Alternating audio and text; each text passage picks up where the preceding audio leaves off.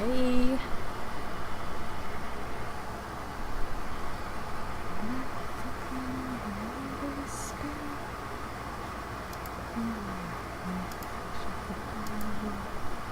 Okay, so I'm logging early to just check with you guys how loud the AC is on the live stream.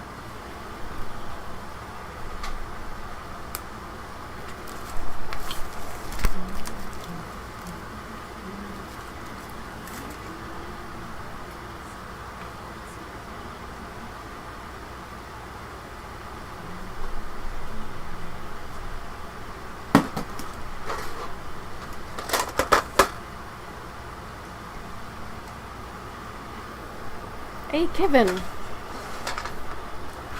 Hold on.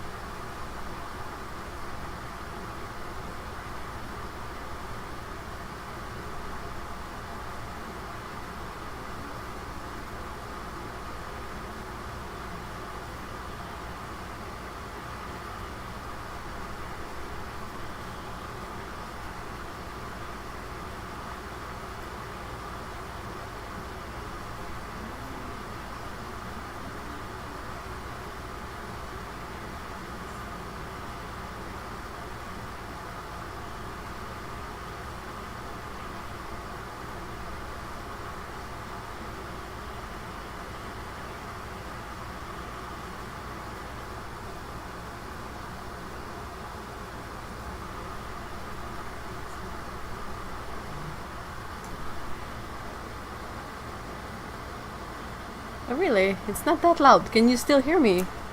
Quite loud. Hold on, let me try things. This is why I started early.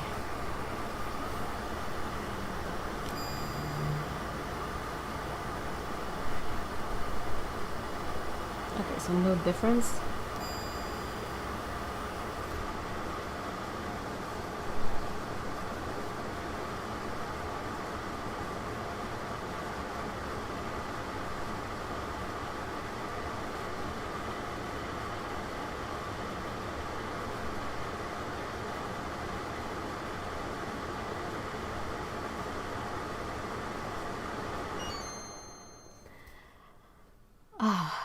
Yeah.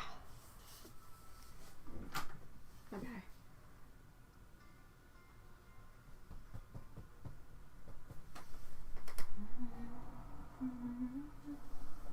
Because I brought tiny fan too. Thing is the AC is cold and loud, but it's loud for me too. Just gonna...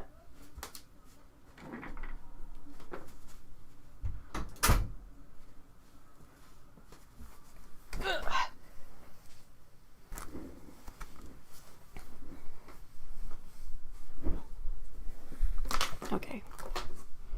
So the AC is off, and I have the fan on me, and hopefully that will be fine.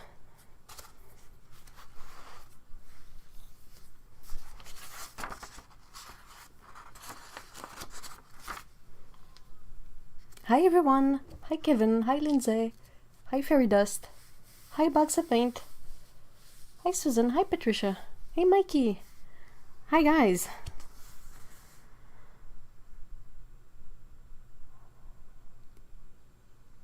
Gosh, fans are a blessing.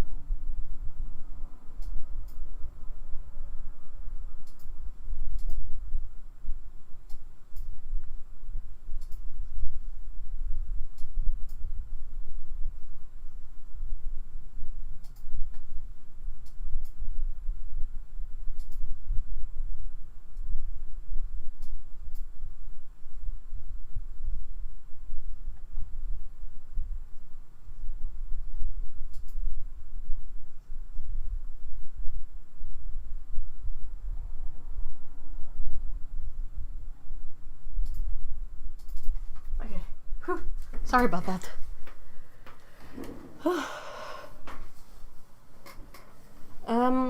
It's 36 with the Humidex.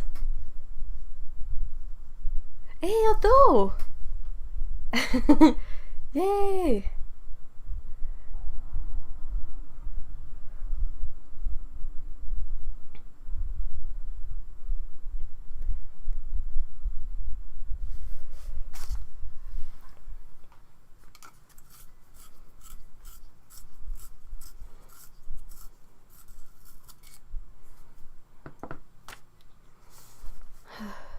I'm just chilling. Like literally. Not even a metaphor. It might not be that hot, you know, in comparison to many things, but I don't do heat well. It's actually feeling cold where I am. Yesterday was around 30°C, today's 12. Ah, that's like the dream weather. Ah, 12. I dream of 12 Celsius. I'm okay, I'm sleepy, but I'm good. So this is yet another sort of coffee confection thingy with ice in it.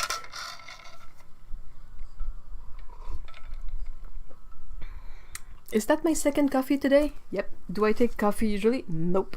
So I'm probably not gonna be able to sleep tonight. But I really hate this state of drudginess, like being so stuck in molasses in your brain. That's the worst.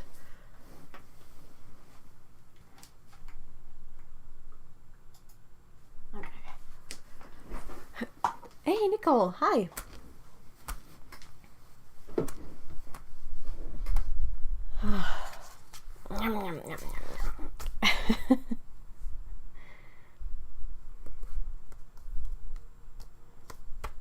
How are you guys? What will be on the stream today? I still need to figure that out.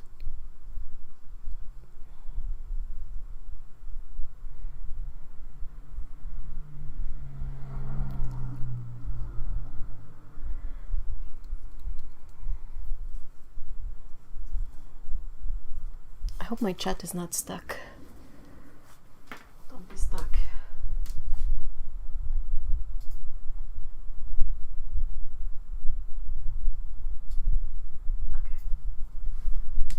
Okay. Sorry.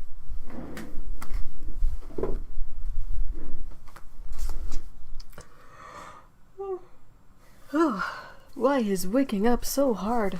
Hey, Amisha, hi. Like, it's 2 p.m. I should be awake. I cleaned the entire house today. I'm tired. Oh, wow. Whoa, how did you manage that?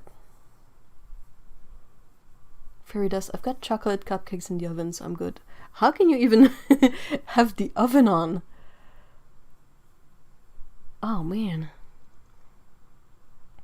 Time to make a mess painting after cleaning up, right? Hey, Annette. Hi.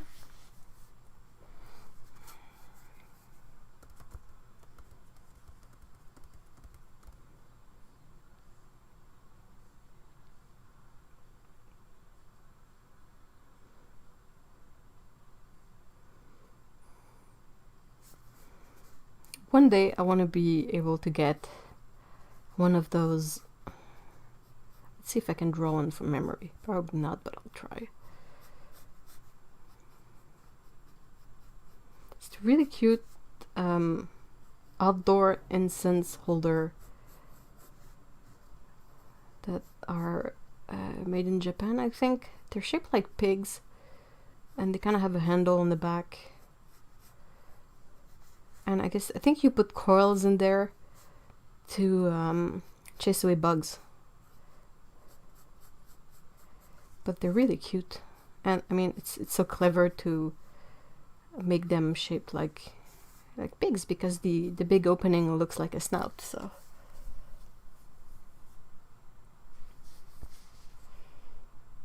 I'm well. It's hot here too. 34°C with humidity. Oh, good grief, Patricia. Oh wow, that's ideal. All the windows open. There's a delicious breeze off the lake. Oh, I'm envious of that. I woke up at 5 a.m. and my house is only 950 square feet. Yeah, but still. I mean, when I have to clean a room in here, it usually takes me a lot of juice. Like, I don't think I can do it all in one day. I have to split it, because I get bored of it. And I just tend to sit down and do something else when I'm bored, so.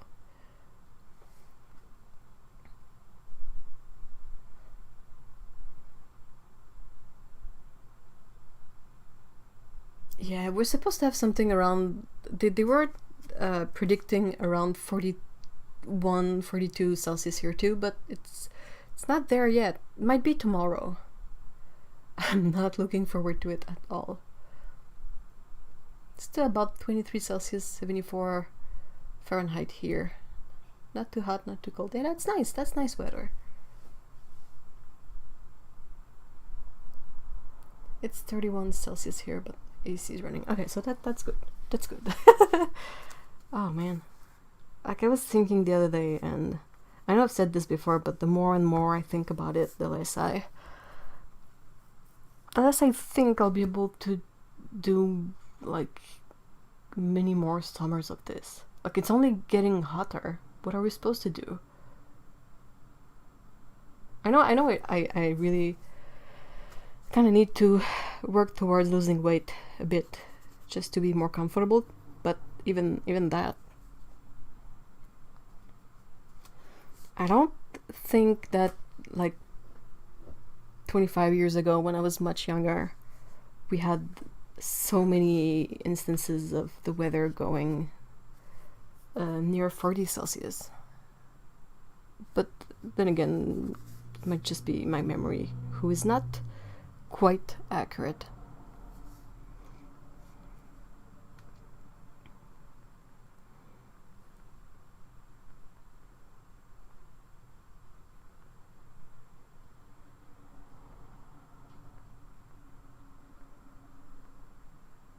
Yikes.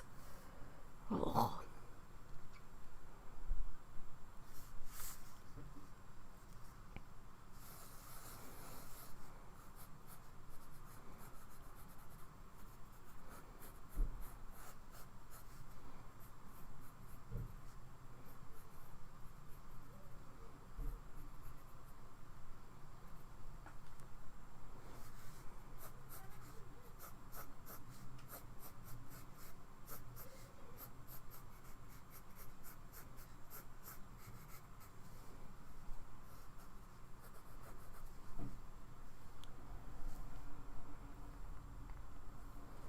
Victoria, BC has the perfect temp. 63 Fahrenheit summer and -1 Celsius winter. That sounds really nice, Patricia. Hey, squirrel bears! you have great timing, because I want to use these today whenever I get to painting. Hopefully I will get to painting. So yeah.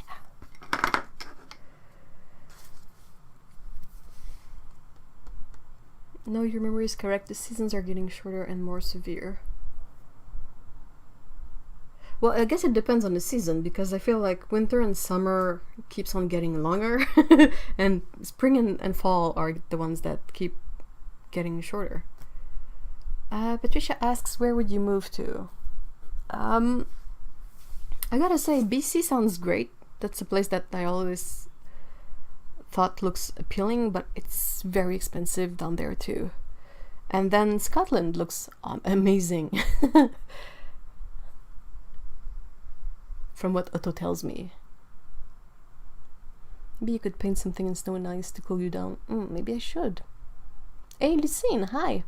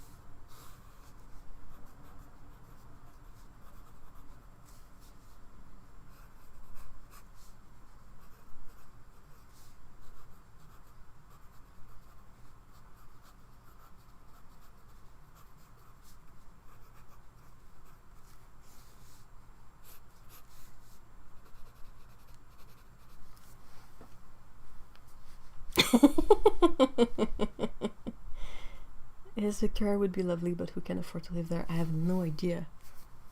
Who can afford to live there? Scotland! Move to Scotland! Oh man, I kind of want to. It looks like a lot of paperwork, but it is really compelling. Honestly, we often don't have proper winters here anymore. It just doesn't get properly cold most of the time. Hey! Not here! Though I think summer gets it worse than winter here. We've been having a lot of icy winters rather than like cold ones.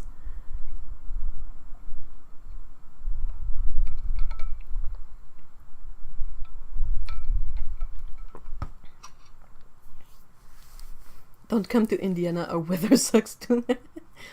Well, the thing is I know this is probably gonna change and all, but through my mom, I have a French citizenship, which, you know, was kind of nice before Brexit. Now I have no idea how that's gonna, you know, do anything, but yeah.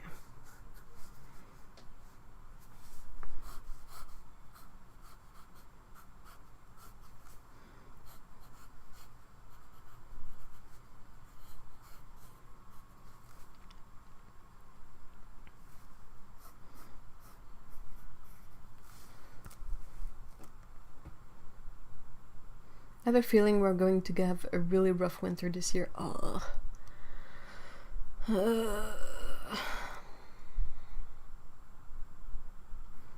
And it says, we visited Scotland during May a few years ago and it was so hot. I got sunburned, oh no, and didn't bring enough summer clothes.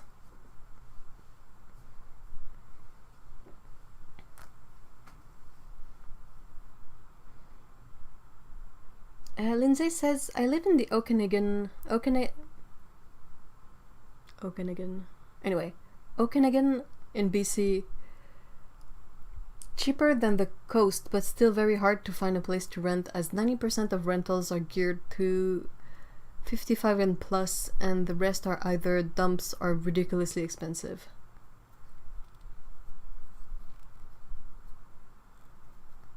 No, stop having that feeling that winter is gonna be not great. No. Hi, Jill. Don't come to USA at all. It's still a dumpster fire. Aw. exactly, Nicole. Save yourself if you can. Avoid the US.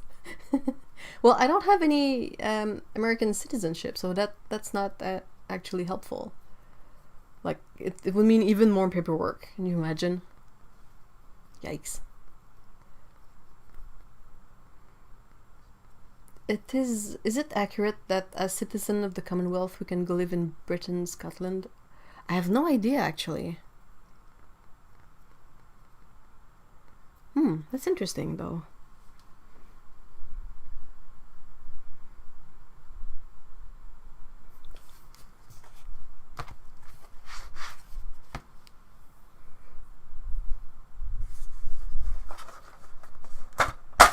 Yeah, we still have the Queen on our bills, so what's up with that? Like, all our money and bills and coins and everything, and even some postal stamps, we still have the Queen on them, so that should give us a free pass, shouldn't it?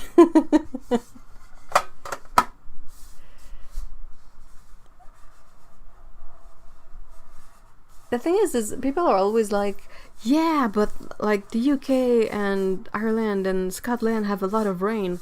And I'm like, yeah, so what are my options? Either baking alive or being a bit wet. I mean, if I know it's gonna rain, I'm gonna just gear up with like rainproof stuff, like raincoat, good boots, like a hat, pants, anything I need. But I mean, the sun is a bit more problematic to circumvent than rain. I don't mind it as much.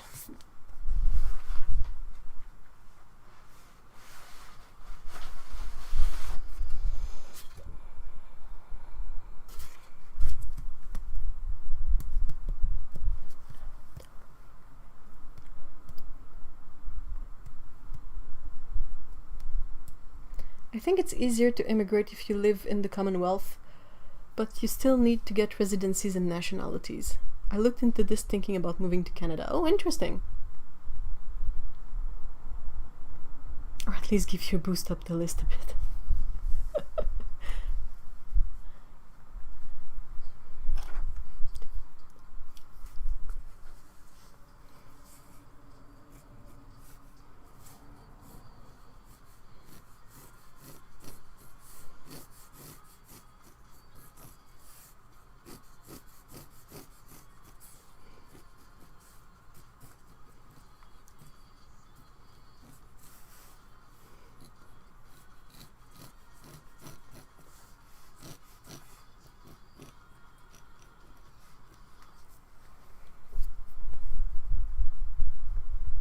Representative citizenship with the money.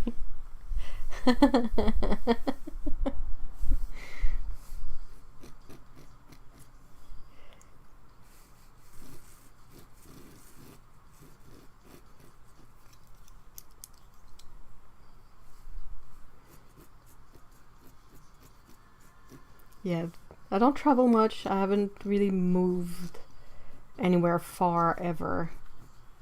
So it's a bit intimidating, but I think it would be awesome.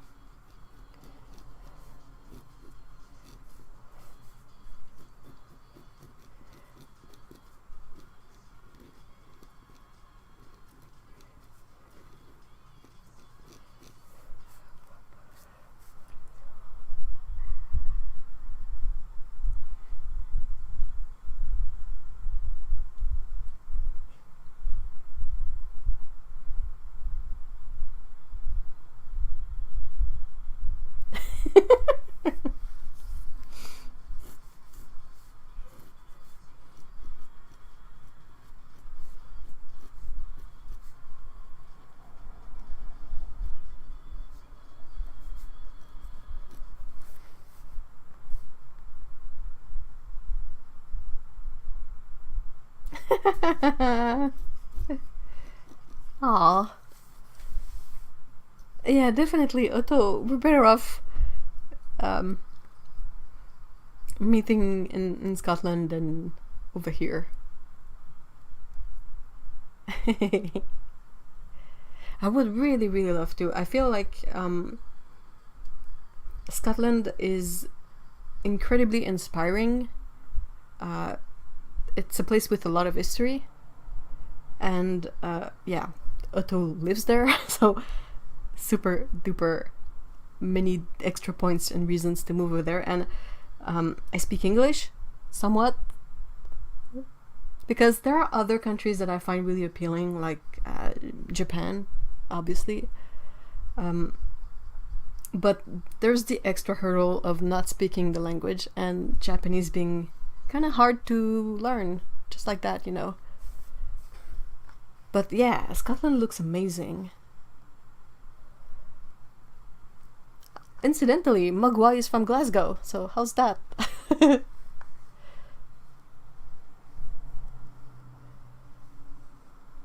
Aww, scene. Oh, I absolutely want to experience people swearing live in Scotland. It's I love it so much. So Patricia says, here's a thought. Rent a flat in Scotland for a couple of months over the hot summer and see how you like it. Just a thought. It's an excellent thought. But yeah, I'd have to, like, money is still always the biggest issue, so I haven't won the lottery yet, so there's that. And I mean, I wouldn't feel so, not defeated, but what's the word I'm looking for? I kind of feel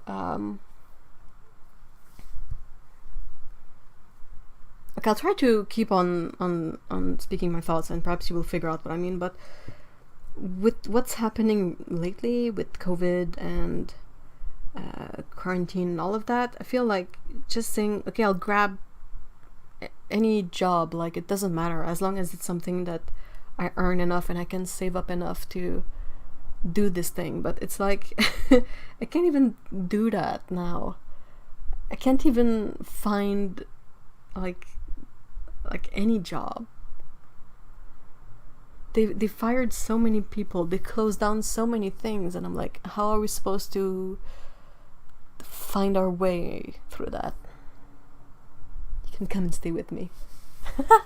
I don't know if you'll be able to tolerate me for like a really long time, and I mean it's perfectly fine if you if that's not a thing.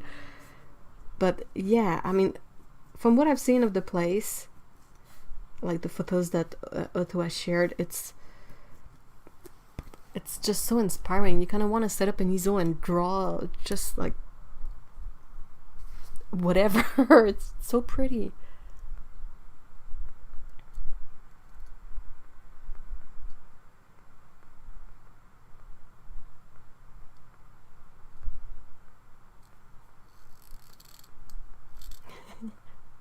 I'm not sure any city could handle the sheer awesomeness of both Ev and Otto in the same city.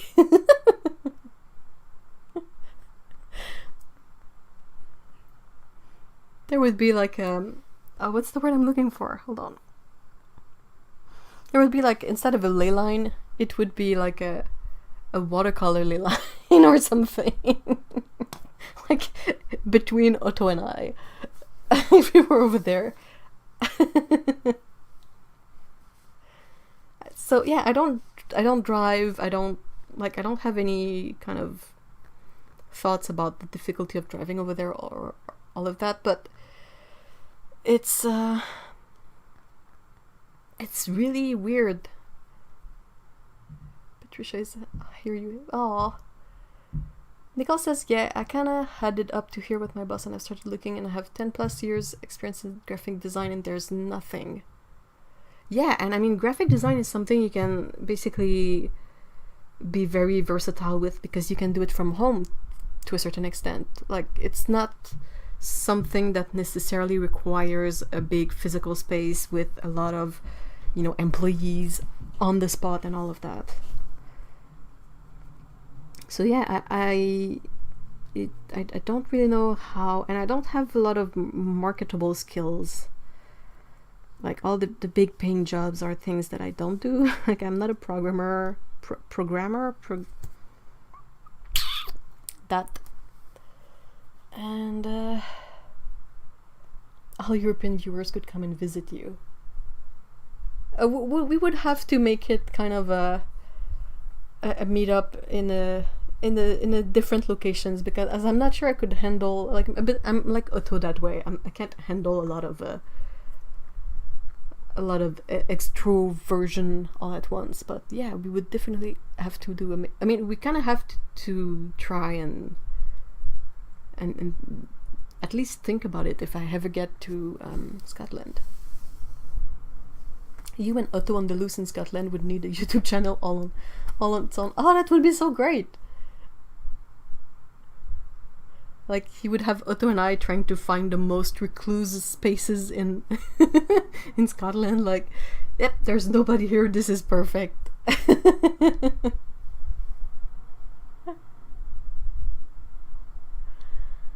Start driving with the banged up car. Oh no, definitely. I mean, I should have learned to drive back when I was still living with my parents, because they would have, you know, been helpful.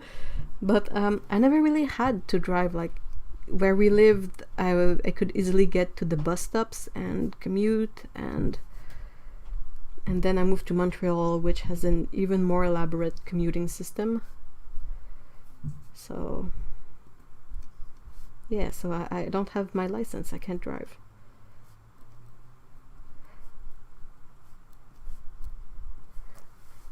I'd be good with a bike though. Thing is around here with a bike, that's the one thing that absolutely impresses me of Japan, is that you see people drive bikes and they don't even look them up.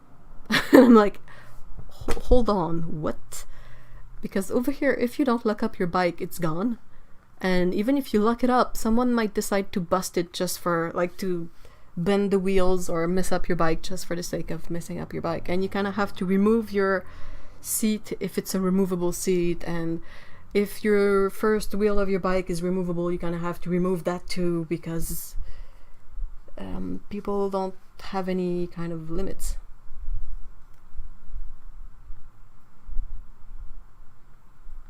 Oh no!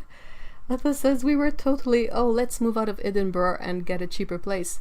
Then we walked around Edinburgh today and we were like, nope, not moving out of here. Oh man. Well, from what you've shown me, I can absolutely understand it.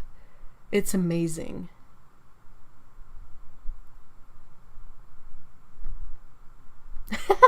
Why not recreate a tour for visiting all the European viewers for a few days each, so the pleasures burdens are spread around?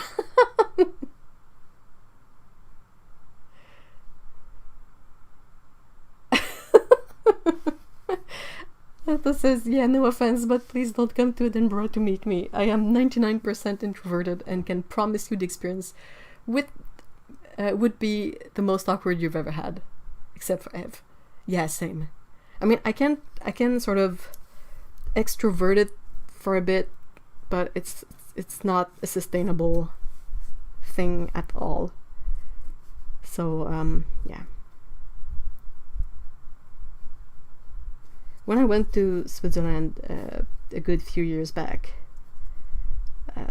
it kind of worked out great, because part of the trip was to visit my friend, but then I would leave with her and head to Saint-Malo, and we would go to a comics festival. And it turned out that for the festival, I couldn't share in our hotel room, so I had to have my own. And it was really suited to me to have this space on my own to retreat to at the end of the day, and like wake up there, do my things at my pace. And if I wake up a bit earlier, I can walk around town and experience the town and have this. I kind of need to have a certain modicum of being able to do my own thing on my own. It's the same when I go to Quebec. It's a little bit less intense with Quebec because I know Quebec City. I've lived there for 10 years or so. But yeah, I need this alone moment.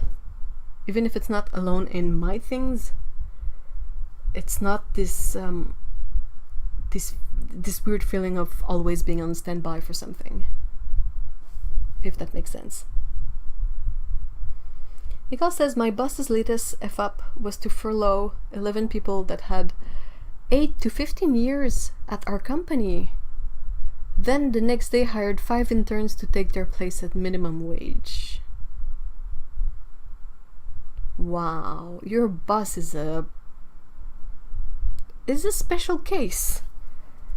He is definitely something.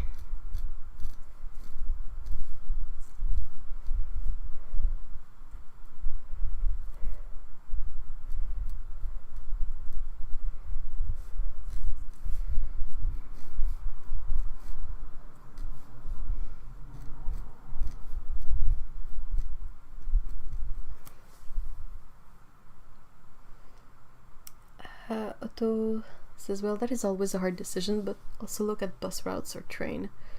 If there's a train station nearby your house, you might be able to be in the city within 15 minutes.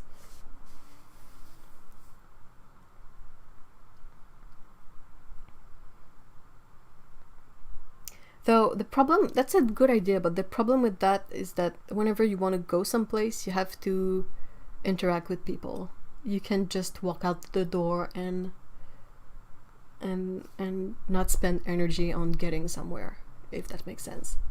Jill says, now there's an angle for a travel channel / blog. Quiet spaces for introverts. Brilliant. I'll keep note of that. That's definitely up my alley.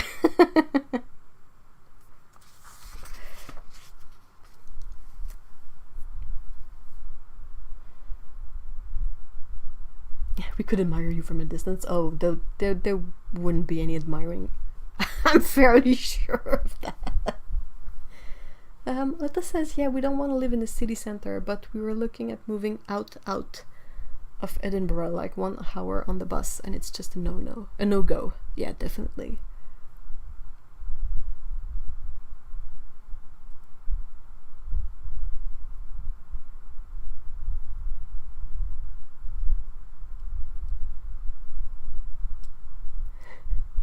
Yara has, I just can't be extroverted social at all. That 1% between you and me makes a big difference.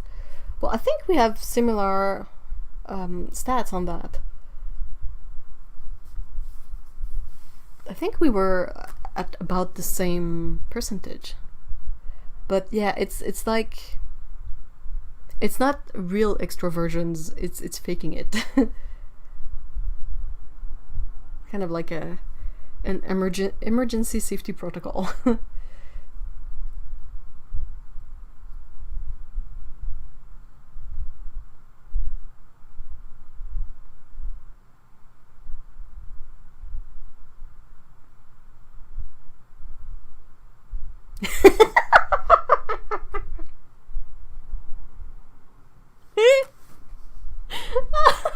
Sorry.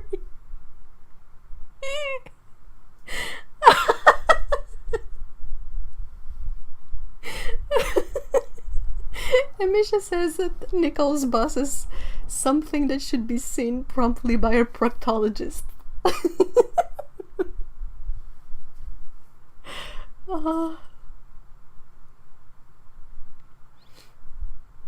I'm drawing a cat that has put together a kiddie pool with water and ice and is in the shade and drinking something cold, and his cat friend is like, whoa dude, I think you're overdoing it a bit. That's what I'm doodling. So I started with the dude in the kiddie pool, but I don't want to smudge it all, so I'm just putting this here so I can draw the friend being like, whoa.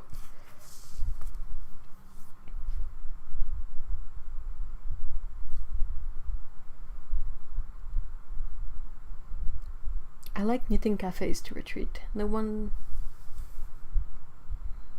judgment if you spend the whole day not talking. Yeah, that's fine. There's a tea shop around here that has half of it is like a cafe. Well, it's a tea drinking place.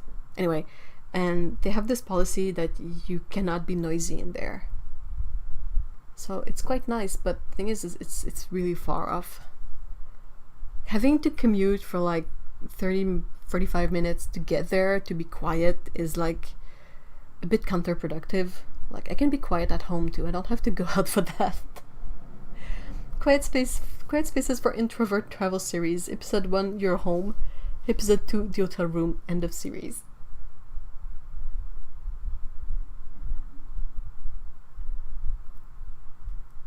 That kind of sums it up, right?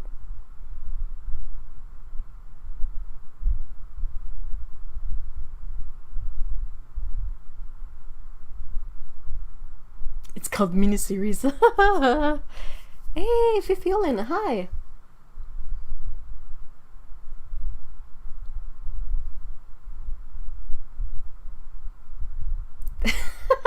I'm projecting my true dreams onto her. Yeah, I dream of a kiddie pool with ice in there.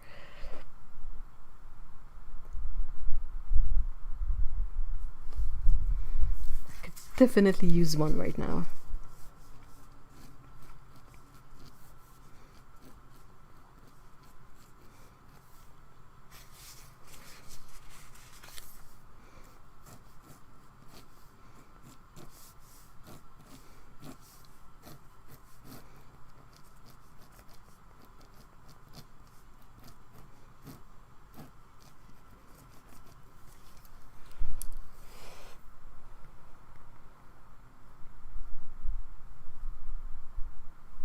Yeah, that's a thing. That's an issue I have with. I mostly have it with Montreal because that's where I live now. But I think it was a little bit less obvious when I was in Quebec. Because back when I was in Quebec, I would spend a lot of time in the old city, like old Quebec, which is really nice. Which is technically the oldest part of the city. Dating all the way back to 1608, I think. It's history, ha. But yeah, so that's about as old as we can get. We don't get any older things unless you go to the native reserves, maybe. But that's another. Thing completely. So yeah, basically I would spend a lot of time in old Quebec, and it had its appeal back then. Like I was younger, I was a teen with my friends, and we would just walk around and do really tame stuff for kids, considering. But yeah, it there still was this place to absorb history and have that inspire you in a way. And now here in Montreal, I feel like I don't really have that. Like I cannot say, oh, I'm gonna take a walk around and see beautiful scenery. It's just ugly houses and people and sidewalks.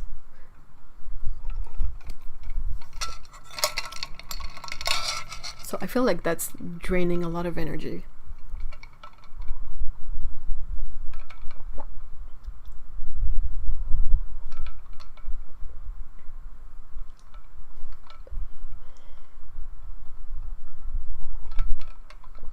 It's a kiddie pool.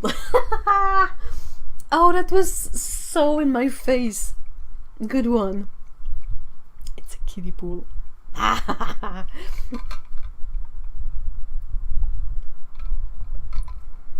This really tastes like melted ice cream. It's delicious.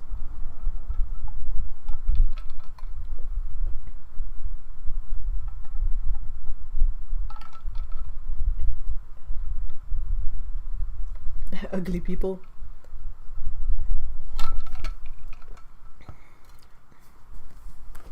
Kids. Ew.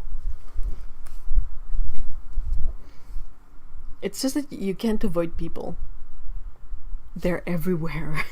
Montreal is a really dense place in terms of population, so you cannot have a moment of peace. There's a semi-near park that's a tiny bit bigger and a tiny bit more like it has a bit of a forest. It has you know, more nature, but it is always jam-packed full of people. And there's something in taking a walk in a forest and always meeting someone that sort of defeats the purpose of taking a walk in the forest for me.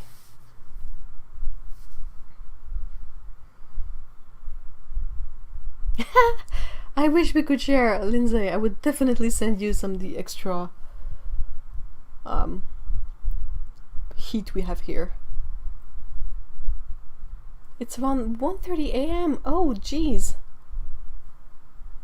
Thank you for stopping by, but by all means, if you have to sleep, go get some rest. I'm thinking about moving to Canada after graduation. I'd love to live somewhere in BC or Ontario.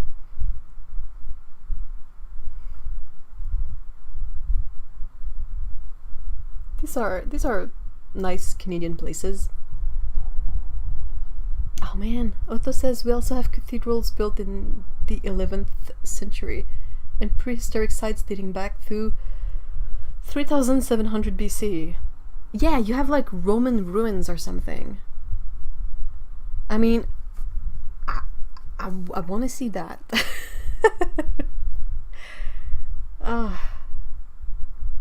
I don't know why I feel so much appeal for the places that are old and have history, but I'm definitely not finding that here. Absolutely not.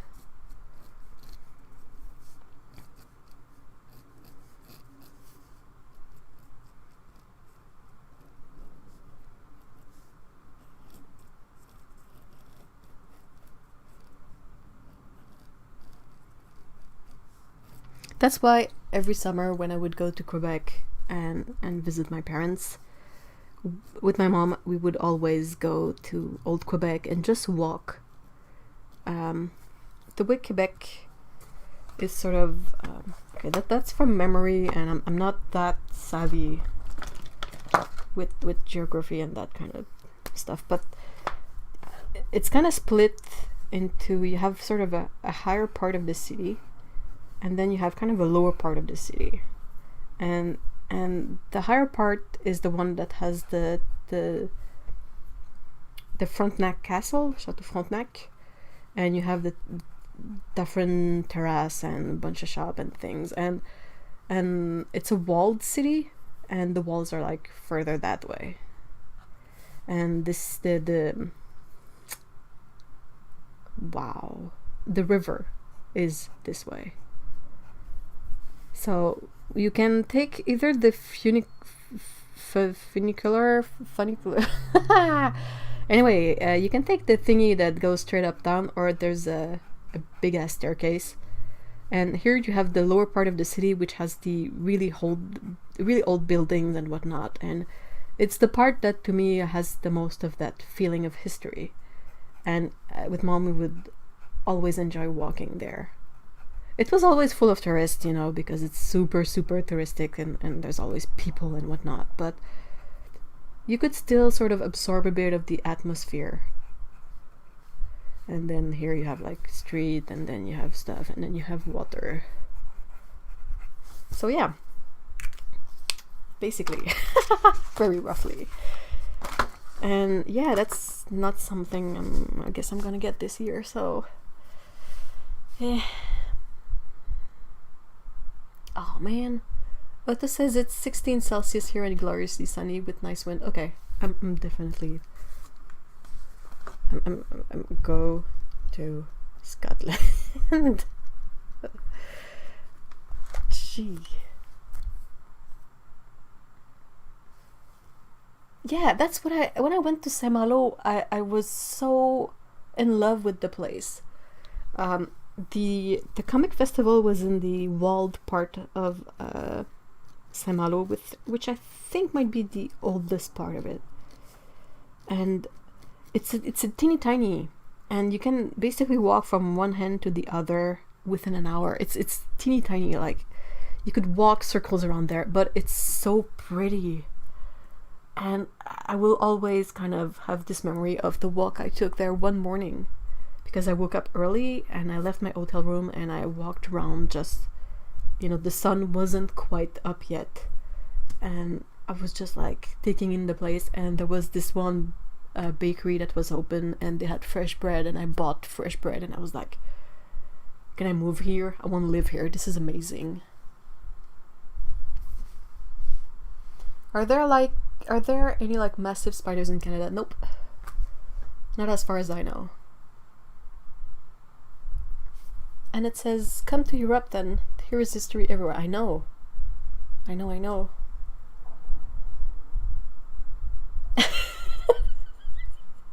Oh no!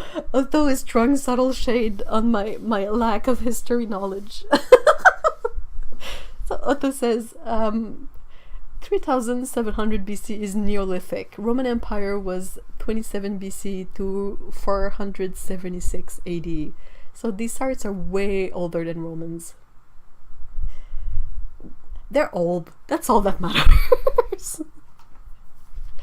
Of course there are like massive spiders in Canada. Is there? I've never seen one.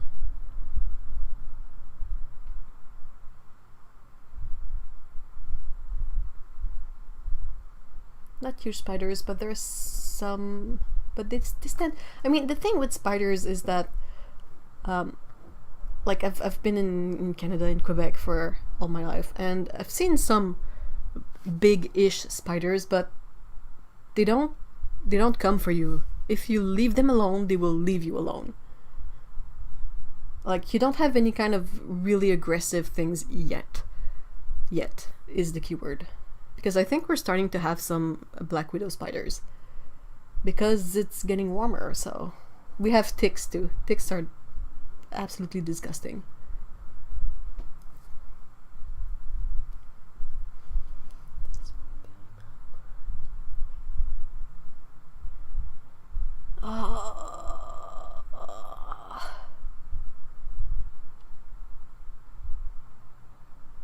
Yeah, that's the same thing here. We don't have any old buildings. We have old nature, but nature tends to renew itself more frequently than buildings.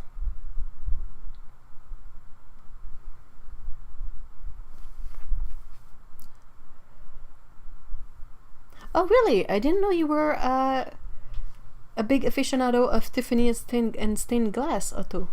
Oh man, you must have been so heartbroken with the I can do it. The Notre Dame de Paris nightmare.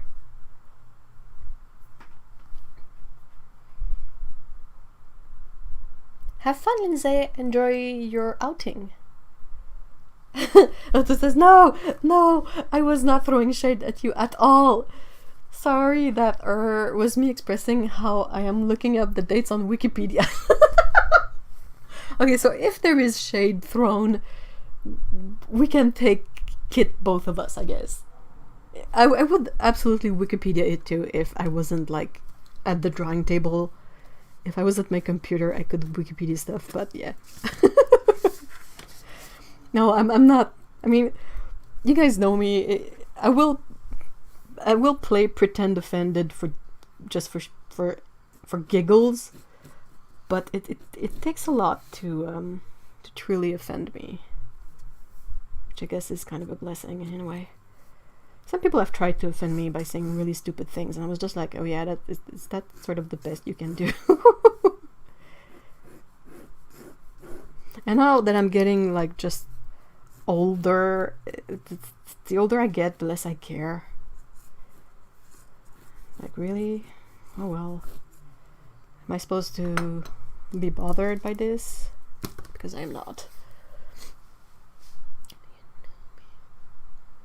Amisha says the little village where my sweetheart lives goes back to Roman times, but has a population of only about 600. That sounds amazing. When Mr. E went to visit his family in France last year, he showed me pictures. Like, they would often take walks in the city itself, you know, small cities. Small town, maybe? Yeah, small towns. And you could still see, like, hold on, I'm looking for a word. I know the word in French. Okay, I'll try to explain it anyway, but you could see leftovers from not necessarily really old times, but you could see things that have been constructed and were still there, like, you know, the little stone walls and stuff like that. And he only showed me a couple of pictures he took in the village, and just from those pictures I was like, this is so pretty, this is so inspiring, you know. Just these settings that sort of ask to be drawn. Like the same, I get the same feeling when I look at the Japanese alleyways. There's just something in there that you kind of wanna, makes you think about like all the times this space was used, all the people that went by it, all the situation that happened there. I don't get that with here. Here is just boring freaking Montreal.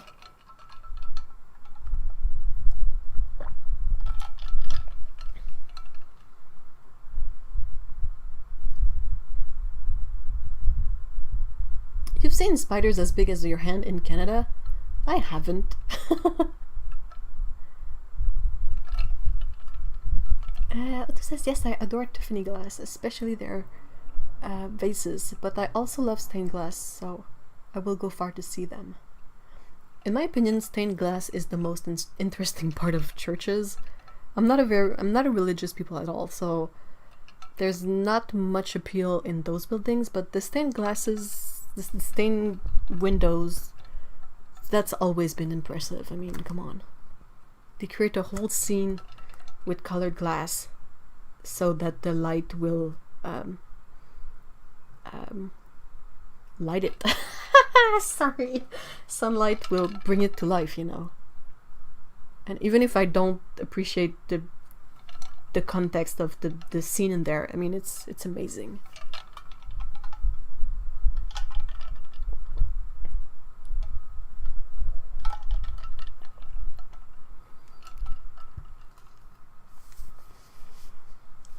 Nicole says, the history in my town is there used to be an old farm and cornfields. Now it's a park and the old 1908 farmhouses and stuff. Oh, same here. They tried to do this thing where they would put up images of what the street was like before it became the street it is now, and like the photos goes back to like early 20th century, and I'm like not impressed.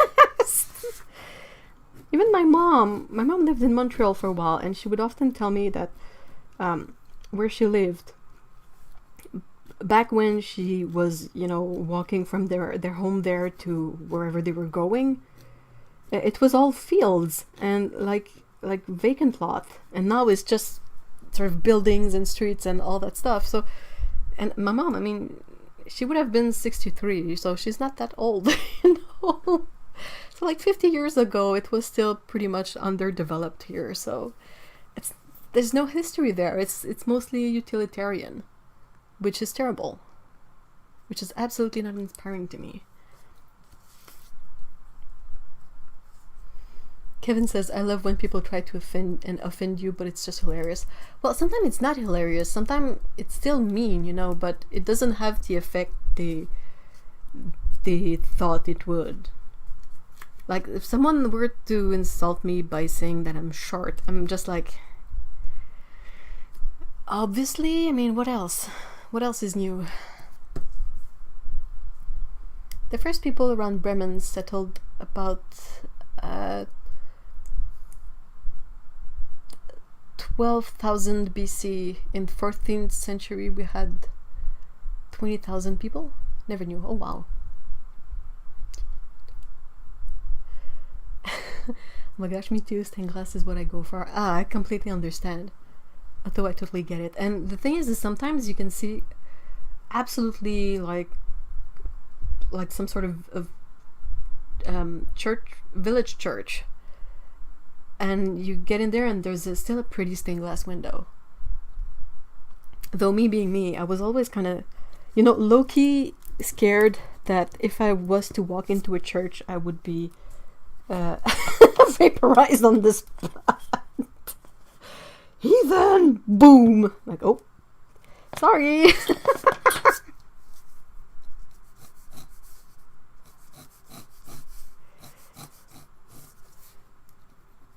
Oh my gosh.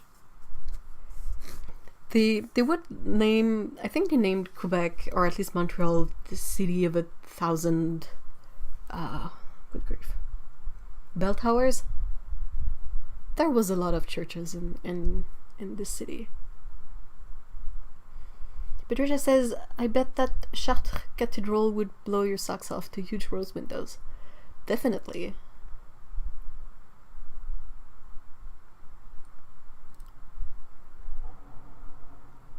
Oh, Amisha says we have a factory that makes the glass with the old 19th century methods and formulas. That sounds amazing.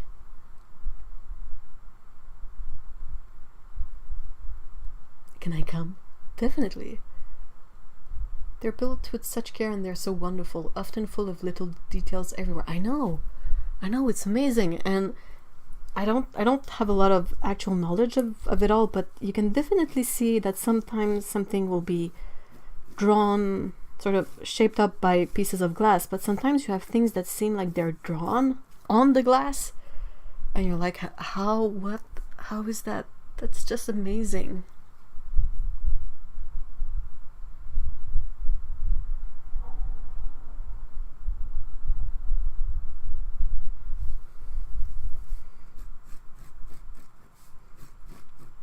I think I agree. Churches are interesting buildings. But yeah, I'm not big on necessarily the meaning, but as buildings, they're pretty amazing.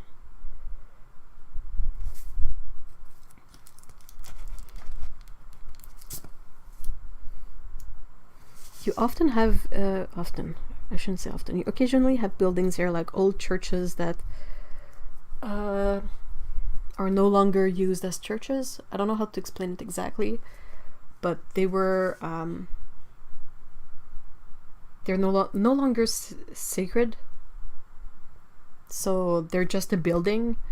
They're no longer a place of worship, so you can sort of do what you would do with any building with the churches. And sometimes they will take those, if it's too old and worn down, they will often just keep the facade and rebuild behind it and make it into condos. But I mean, it's got to be somewhat magical to have a condo in something that used to be such a fancy building as a church, you know?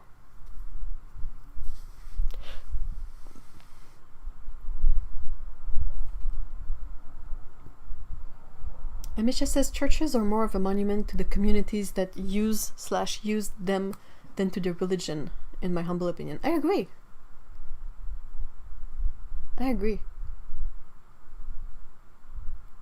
Hey, Lise! Hi! I had some migraine stuff going. Oh no, I hope you're better now. Good grief, migraines. Migraines? Sorry.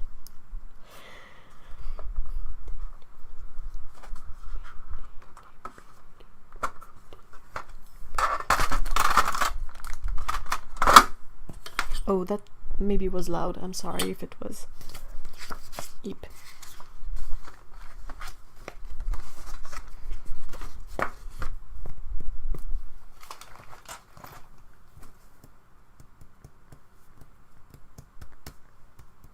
Oh, I'm stupid.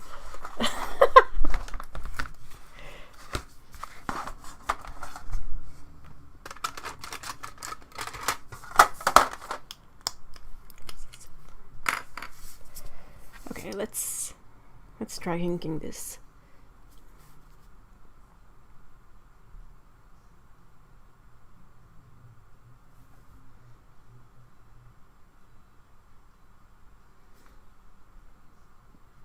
Yeah, the thing about moving that bothers me the most, I think, is that I'm in a really good situation to have like a job that I can do anywhere. Like, if being an artist, creating content for YouTube, you don't have to be in any specific place to do that. You just need the equipment, which I kind of already have, you know. But I can't yet bring it to a level that is sustainable. Like, I can't really earn a living with it yet. And I don't really know how to make it happen. due to many personal issues.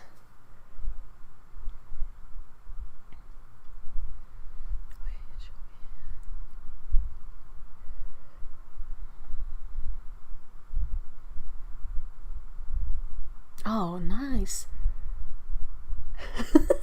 Sorry. Lee says, I help teach belly dance in a yoga studio that is a small repurposed church.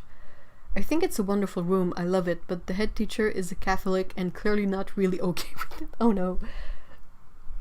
Patricia asks, what palette will you use to paint this? I have no idea. Is there any specific palette you want me to use?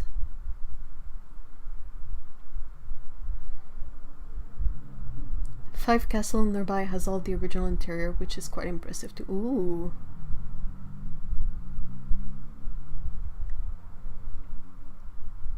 Totally never struggles. Yeah. It's not easy.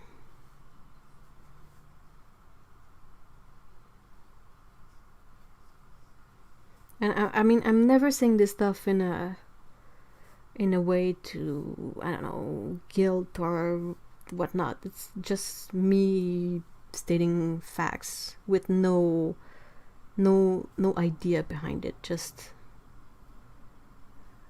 what it is. Kremer today? I don't have I have Kremer paints, but I kind of have either really weird colors or the earth set. And I don't think I can do justice to summery colors with the earth set.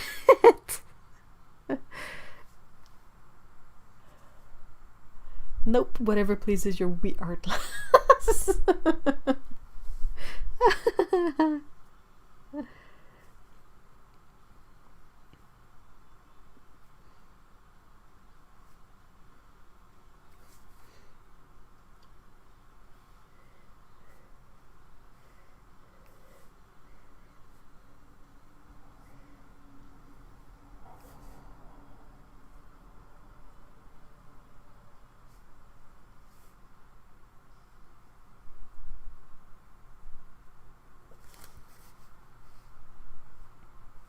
Schminke. Yeah, that's certainly doable. I have many Schminke palettes. Do you have Jane Davenport's bright palette? No, I gave that one away. Daniel Smith.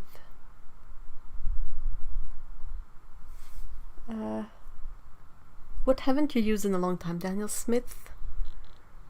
Well, since now they have a 24 palette set, I don't really... Oh, I know.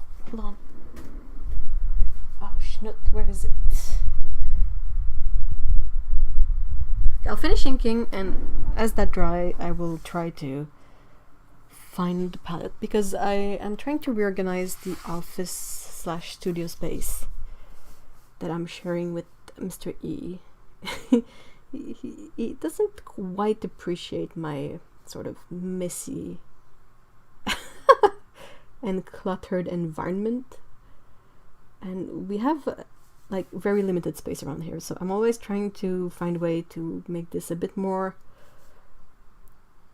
pleasant for everyone. Yeah, there you go. That's nicely said. And yeah, one of the things that I've been decluttering a lot, but the thing is that IKEA has stopped home deliveries for now because they had too much of a backlog.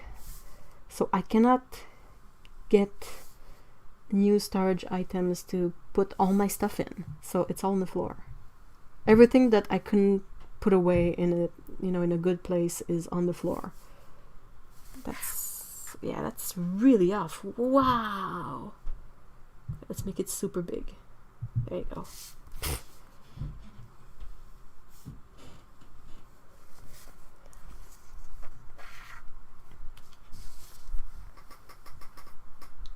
Student said, yeah, I think I know which one I will get.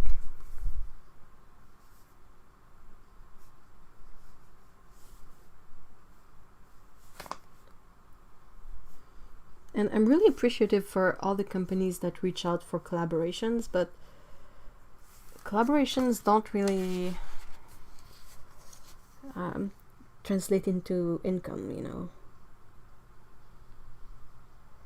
Because sometimes what I get offered is not necessarily stuff that I would have bought, you know.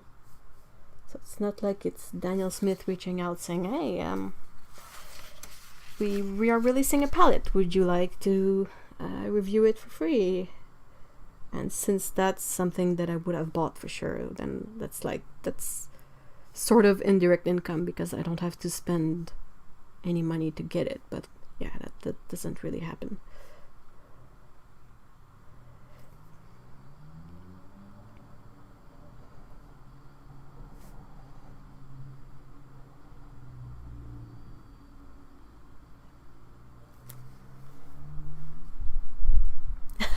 If I can get the studio to look halfway decent, I will do a quick tour of it.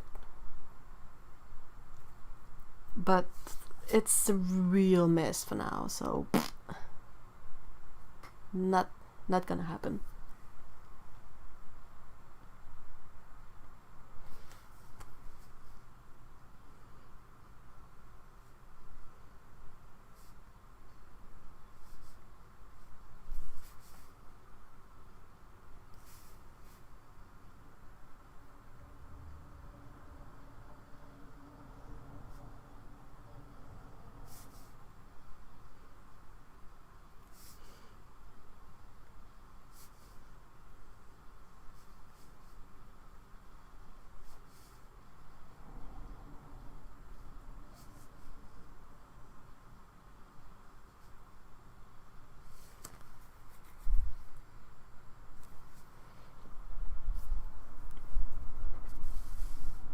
Yeah, the etcher money is nice. Hey Maureen, hi. So what actually is helping right now is Patreon, YouTube, and Etcher. Those are sort of the three most reliable places, sources of income. The other things that really help, there's Jackson's through the affiliate program, because that's a way that I can sort of avoid spending on stuff if I can get enough affiliate money. And also Amazon links can be quite handy too.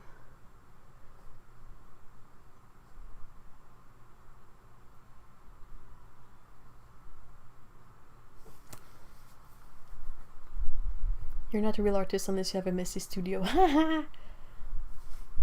What about using that new Schminke palette?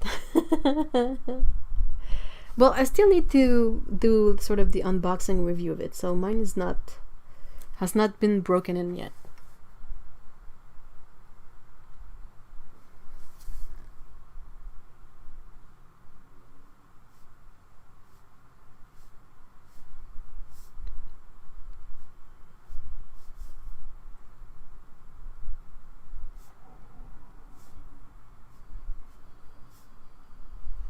But yeah, if the economy was in better shape, I would honestly consider getting an actual job, and probably, well, I'm not that I'm uploading any video at the moment, but that's mostly because of the same reason I can't get a job. So yeah. It's a bit more difficult to film when it's super hot and there's someone else working in the same small studio space. It would be doable, like I could really figure it out, but oh yeah, and like if bad news were not happening so much. What a year. Oh, good grief, what a year.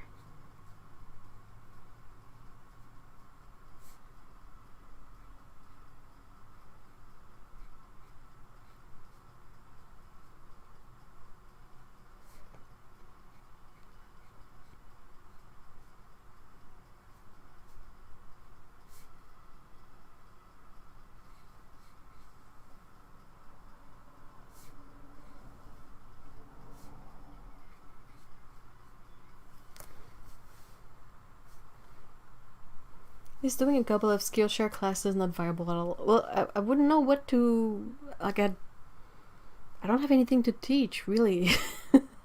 I was considering it because I was looking at it, and I'm watching a few classes on there to figure out stuff that I'm not super knowledgeable about, but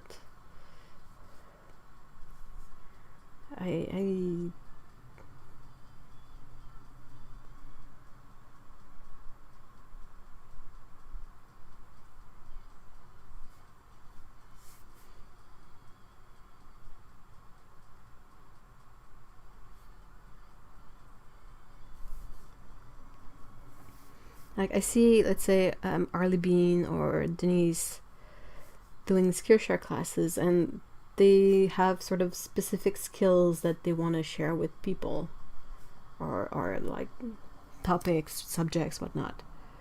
I don't really feel like I have anything that definite that I can sort of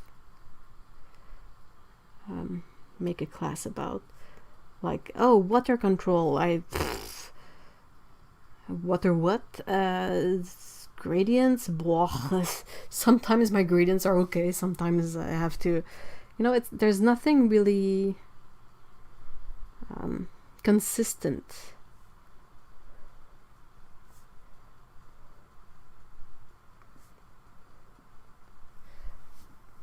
I did the like watercolor beginner videos, but they're all on here on YouTube. Otto says, I've not uploaded a video in months. People have started to comment on that. It's really hard to deal with things like needing to move and get the video done. Duh. Definitely. I know they take a long time to produce, but that would be a nice little trickle of passive income.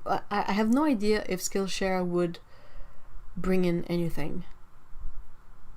Otto says, not to mention the depressing. Yeah, the depressing stuff is definitely not helping. Hey, Lena. Hi. I will try to, I'm excited to try it, so hopefully I will be able to do the Schminke review one soon. Like, it's my intent. I really want to get to it.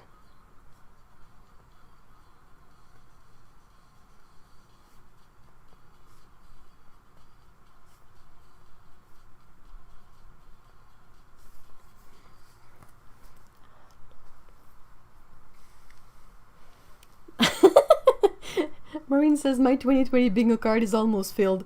I was so close with the Goya food things, but I had a hummus backlash and not black bean boycott.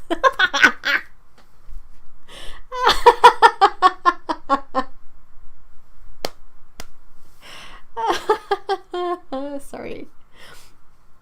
Lee says, you can make a Skillshare class on making nice backgrounds for original characters and how to place them in an environment. That's a skill I have. Wait, what? Oh. I feel like you could do that so well and accessible. Oh, thank you. Means a lot.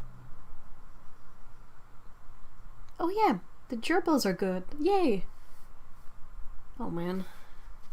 Just to make sure that the year is completely bonkers.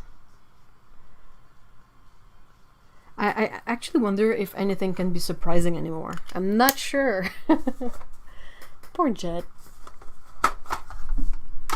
What about working your beginner series on Skillshare and do it both French and English? French gives you such an edge. I'm always referring people to your beginners. Oh, thank you so much.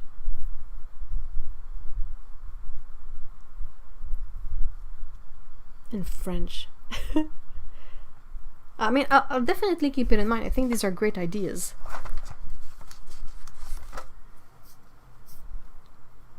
How to do comics with watercolors. How to use muted natural colors. Inking. Well, the thing is a lot of these things, like inking, is something that you... Like, the video would be like 20 seconds. And it would be like, practice a lot. The end. Like, I don't know how to necessarily make that experience accessible in terms of a class, you know. Just talk for an hour on Skillshare. I will read the dictionary on Skillshare. The video will be about how to sound like a French Canadian speaking English.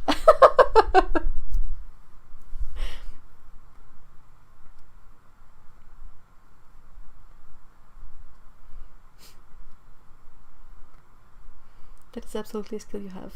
Character is always so anchored. Aw, thank you so much.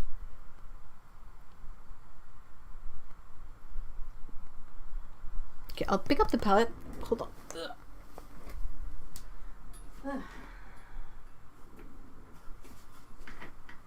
Ow.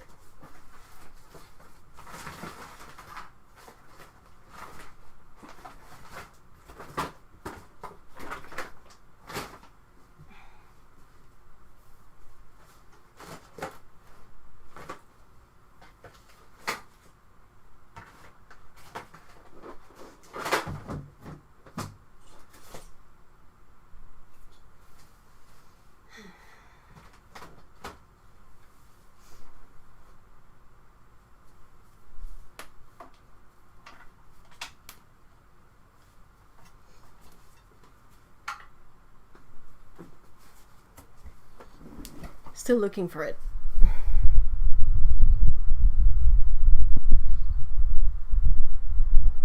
I would love to deliver in the how to sound like a French Canadian speaking English class project.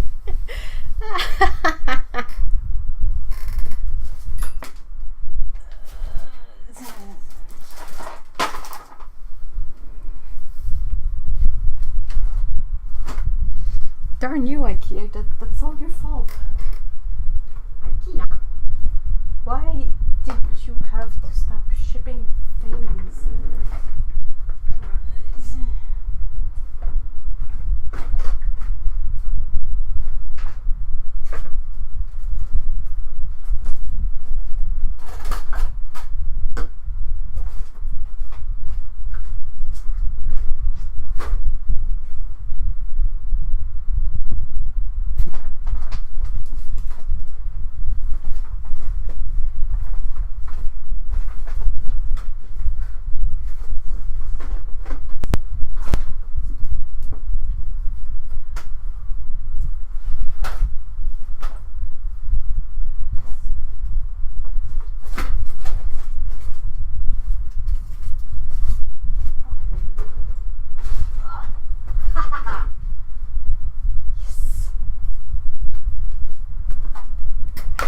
Found it.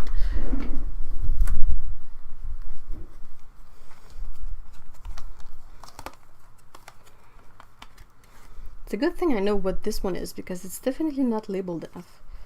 But it's a really nice little student set of Lucas paints.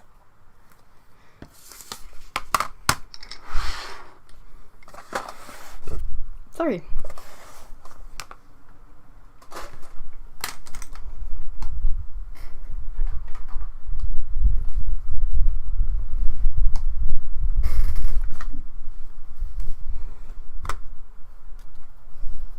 Okay, I'll go get some water to paint.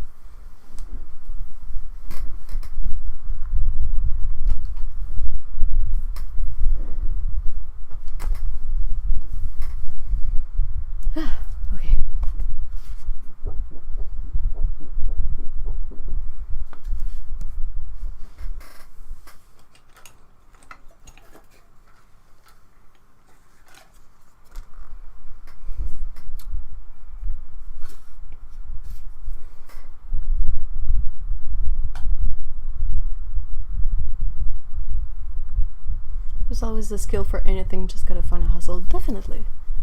But it's not super, I don't know. I'm still struggling to find it.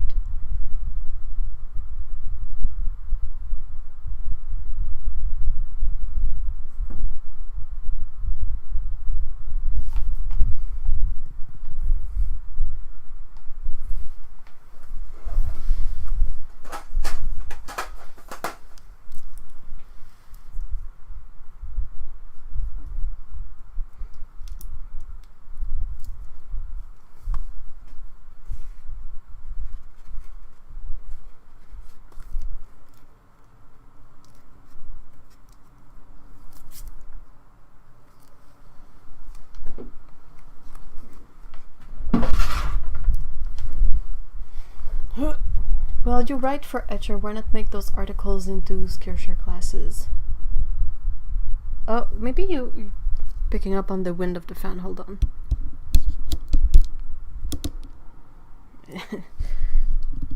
Useless piece of dick. Come on.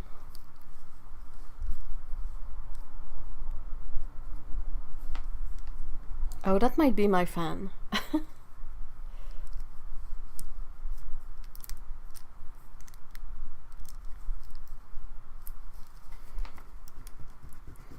I'll definitely consider taking a second look at the Etcher articles and see if the same topic can be made into a class. That's a really good idea.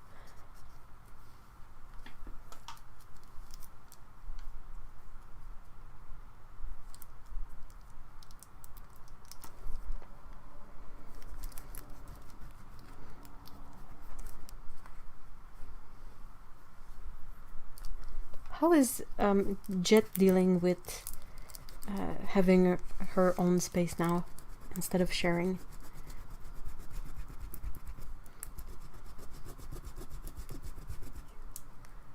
Yeah, wobbly, sorry. No, I can't I can't turn off the fan, sadly, because I would really not like to melt.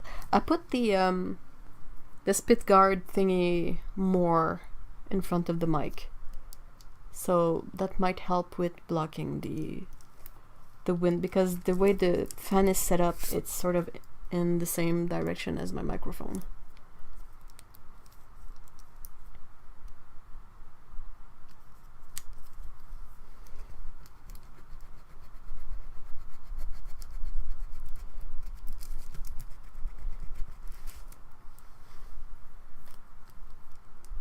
Etcher articles? Well, for a while now, I think I'm at my 6th article, maybe 5, 6, I don't know. But they've been commissioning articles, and the articles are posted on their website in the blog section. And they're not very long, they're about 1,000 words with pictures. But it's all watercolor related stuff. And I mean, the other contributors are also putting out really great posts. So I'm glad that Etcher has taken the initiative of wanting to post more content on their page, which is a great idea. We finally got hold of a wheel for Jet, and she spends a lot more time out and about in her cage. She loves running. Oh, that's great!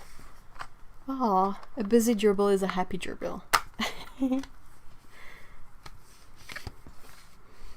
Okay, so where do I start with this?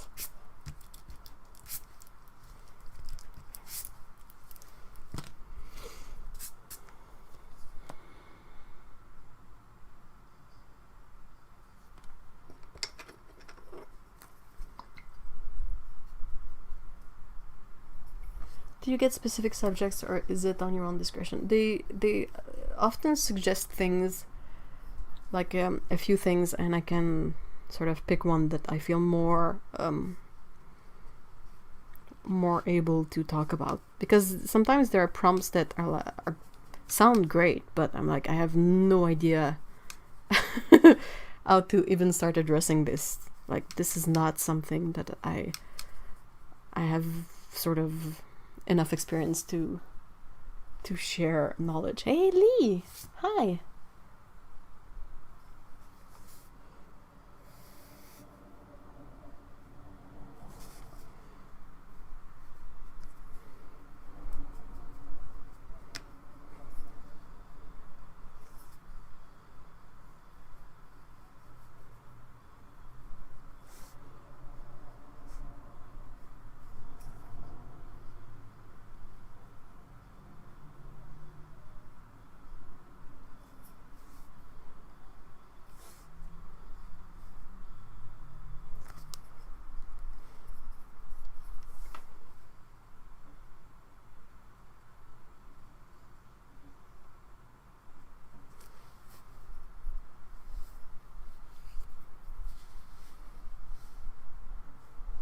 You should ask the person writing the blog, the bio at the end of the blog article, to link to your YouTube channel rather than your Insta.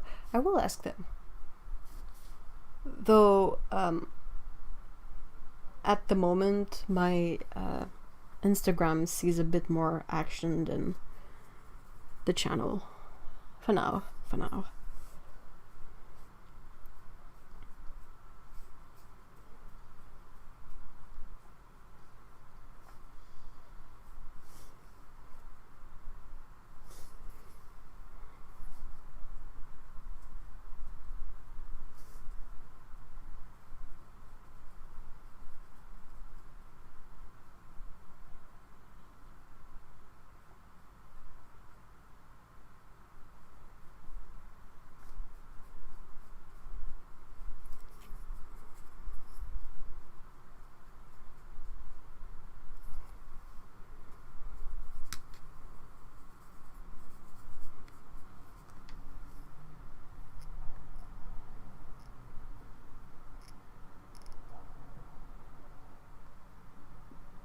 Hey Barbara, hi!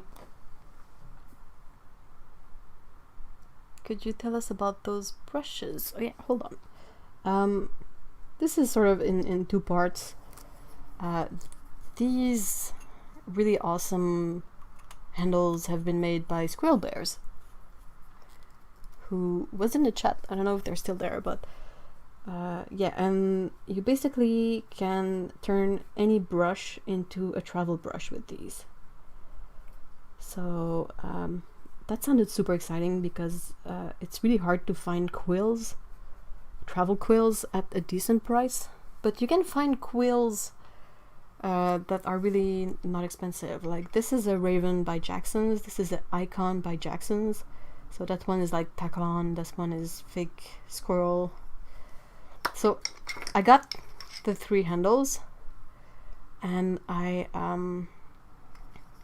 checked in my stash of old brushes if there was any that I was not using and that I could chop up, and that's what I did, and now I'm testing it. I'm gonna make a full video about this because I think that's quite an interesting product and quite unique and definitely useful for a bunch of us. But yeah, it's so the brushes that I have chopped and put in there, like I said, the 2 quills are an Icon and a Raven. So Fake sort of Klinsky and Fake Squirrel. And this is, I think this one is genuine Klinsky from Winsor Newton. A rigger.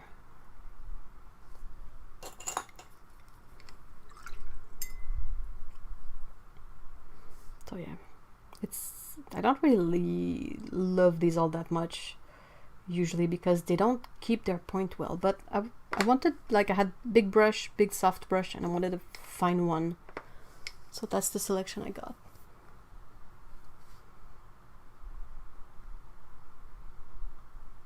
Oh yeah, the brass bands are amazing. Well, the Raven I had used somewhat before, and it's soft and juicy, it feels nice. This one has a lot of spring and seems to hold the point quite well. I don't think I've used the Icon before. The handles are really nice. They're not shaped in any way, but they're still quite easy to hold. And the fact that it's not too thin, I think that's easier to hold, because when something is like thin like that, I tend to really press hard on it to hold it. And I feel like with a bigger handle, you don't have to press as hard. Can seem to find Squirrel Bear. On Etsy, it's Caebitra Forge, I think. Caebitra. It's on Etsy. Hey, just your average young artist. Hi. Yeah, definitely on Etsy. It's not under Squirrel Bears. It's I think maybe Lise could give you the actual spelling of the name better. I don't think it's on the baggies though. No. So yeah, the oh, sorry about that. It's someone from the community, and they also craft brass pans. This is a 3/4 of a full pan, but they also have half pans and full pans, all made of brass. And well, this one has fingerprints because I've been handling it. But oh my gosh, they're so pretty. So definitely exciting stuff.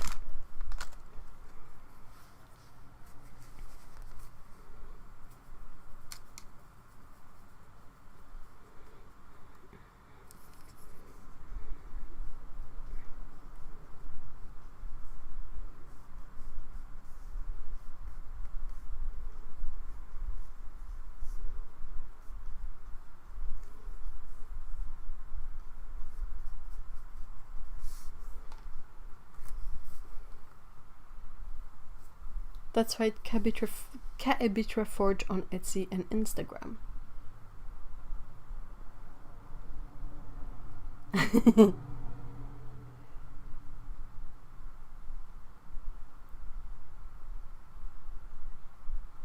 Oh no, Dominic, that's awful. Oh yeah, the brass pans are like the as close as we can get to a treasure for us watercolorists. Thing is, I'm looking at mine and I'm like, oh no, I have no idea what colors to put in there. So yeah, it's a good problem to have though. All the reviews are from Ev.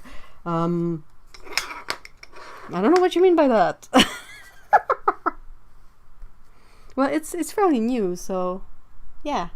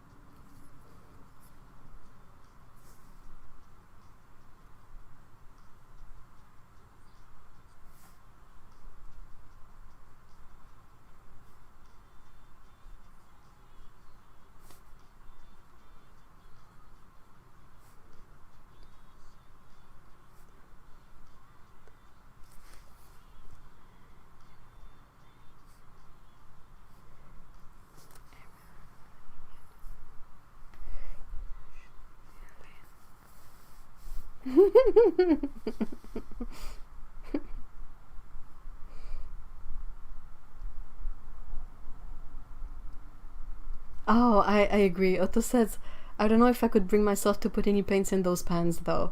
I would want to just stare at them. That's a bit where I'm at. You can put some of your handmade paints in there, Ev. Those that you love most. Yeah, that's a good idea.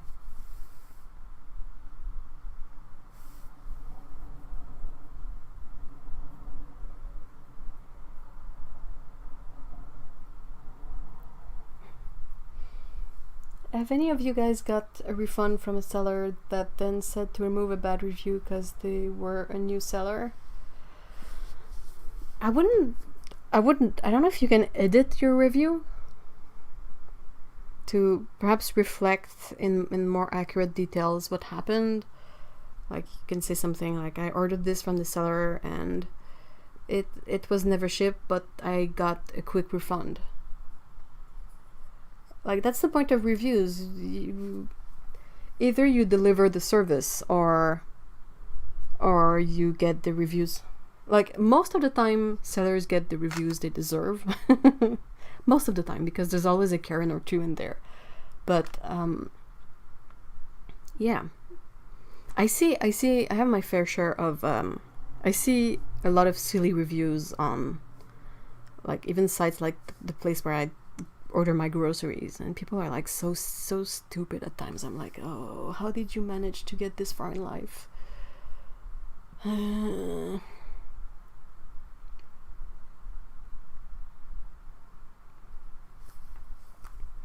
know, sometimes people see food item, and I think one of them was a rye bread, and someone had given it a really negative star count and said something like, "Oh, this bread is really dense. It is hard to cut."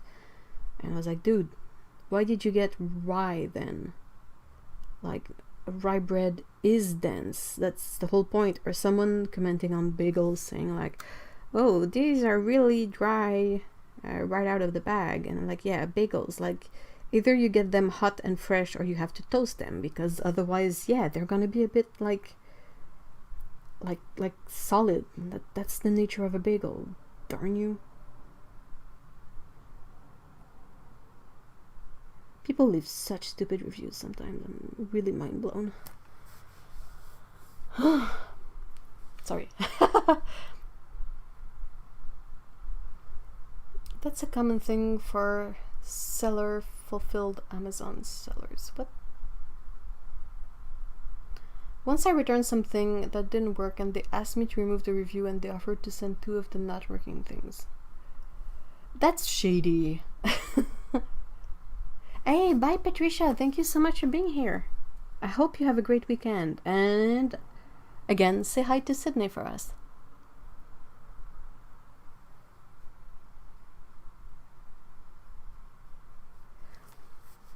So many Amazon reviews from people who clearly have no idea what they're buying.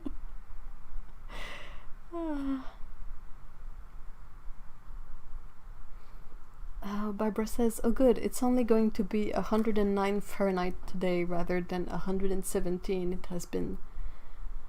That sounds toasty. Like unlivably toasty.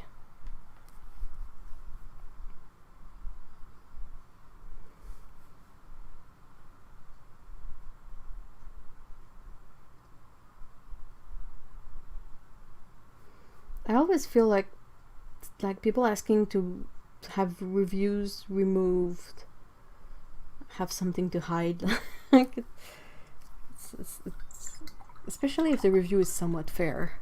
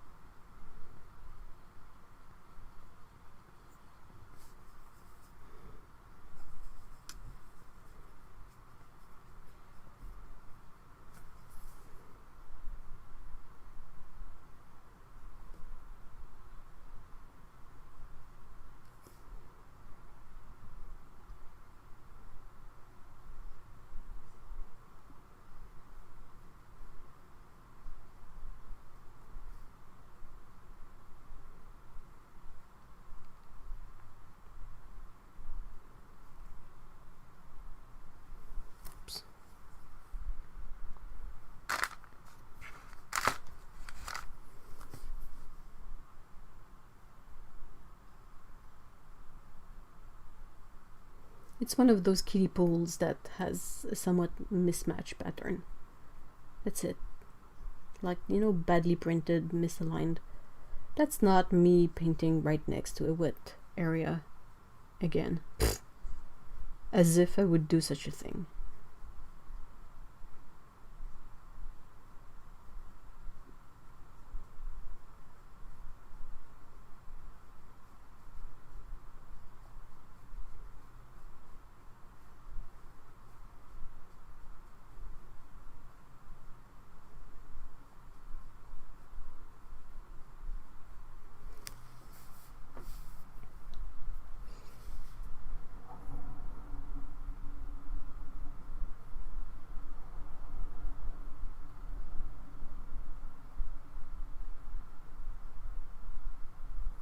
At the 100-something degree Fahrenheit, they usually open the senior cooling centers.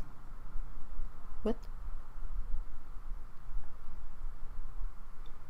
I can't go outside when it's like this, so I have to wait until... Oh yeah. Do you live in like the Arizona, Nevada, like the driest part of the states, Barbara?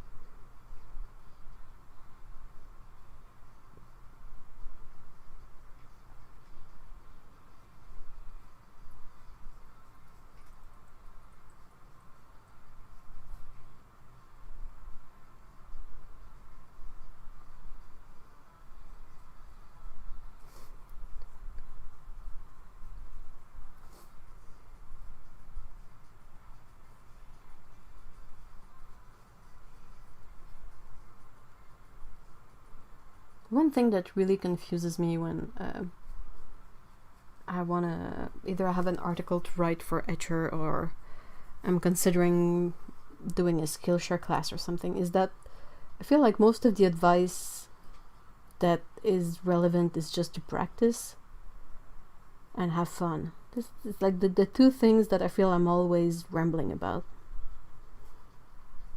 Not necessarily easy to do or like figure out, but it's so important that, you know, sometimes I see things that are like how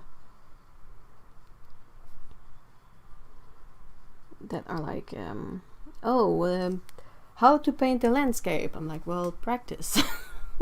Paint a bunch of them, paint a bunch of ugly ones, and eventually the more things you paint that you don't necessarily get right, you might eventually figure out what you want to make with them. So yeah, I don't really have I have a very self-thought approach to this stuff, so I'm never quite sure how useful it is. Practice and have fun. And if you want to expand to a third, it's the third thing I would say would be like, there's no wrong answer. There is no wrong answer.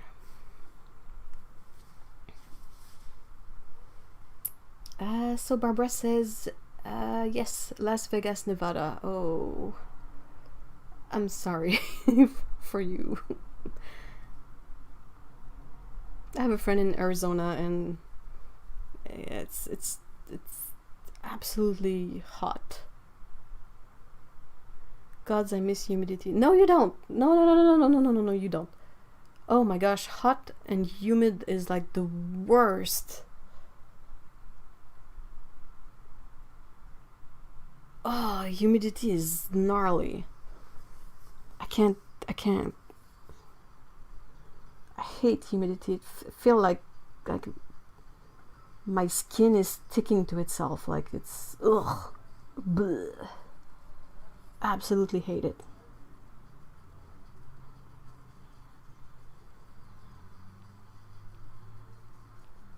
It's very, very humid in Montreal, so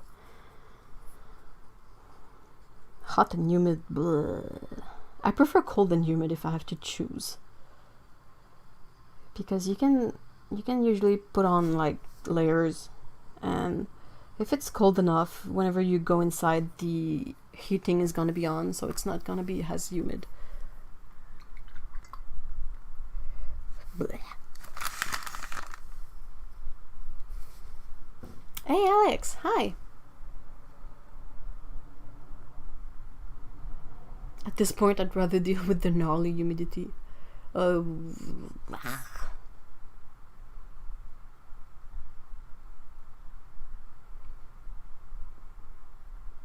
least with that I could breathe. I don't know, man.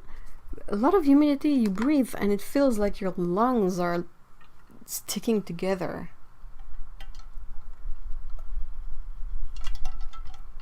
There's a good middle ground, but definitely too much humidity is dreadful. And it says everything is practice, but how do you keep the fun? How do you motivate yourself? I started to watch your channel because I loved your style and the calm way you present it. Oh, thank you so much. But that's the thing. I had a lot of struggles with the fun and the motivation part of art. The one thing that I was able to keep up even when I was in a super bad place art-wise was practice. I would keep practicing in pages and be absolutely uninspired and draw the most uninspired things, like faces, like a bunch of faces that all look the same. But practice is, it at least builds up something.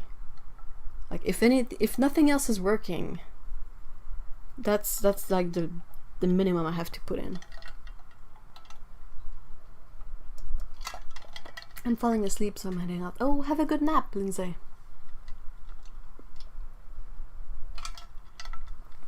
I'm trying to find the fun and the motivation again.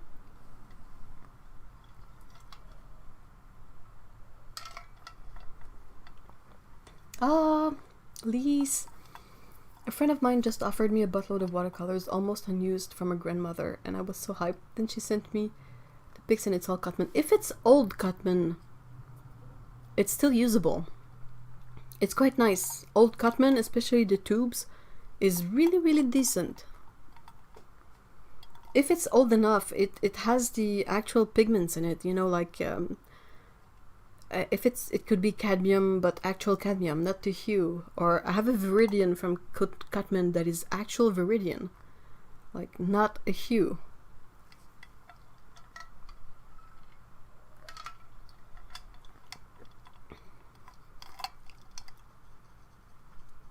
I think you could make a great course, and honestly, not everything on Skillshare is so good as your articles on the Etcher page. Oh, thank you so much.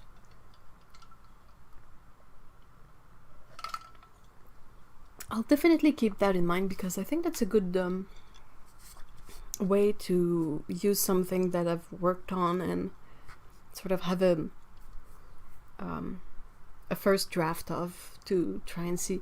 The thing is I don't think I would be able to make classes that are very long, but I don't think Skillshare really has an issue with that.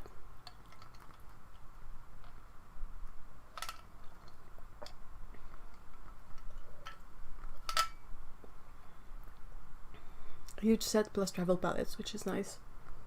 Oh, I hope will you be taking them anyway, please? I think you should.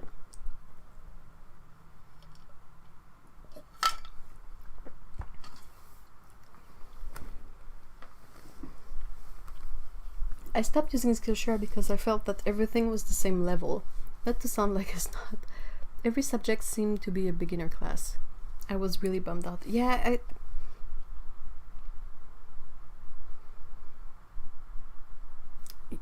Oh, you'll be taking them. Awesome, Lise. Definitely worth a look, honestly. Skillshare wants short courses, 30 minutes. Really? Because most of the Skillshare classes I have in my queue, are like 50 minutes and more. And yeah, I've looked around and most of the classes I have on my queue for Skillshare are stuff about more like marketing or how to like put one out there. That I don't think there's a single class on like skills themselves, because I haven't really seen anything that I'm like, this looks like something I need, or this appeals to me. I'm definitely not a pro, but I'm not an amateur either. I'm really in between, so I haven't seen a lot of stuff that I was like, oh yeah, that sounds really, really cool. But then again, I was looking at that and I was thinking, and I was like, well, what's the kind of class that I feel would benefit me on there? And I couldn't think of anything.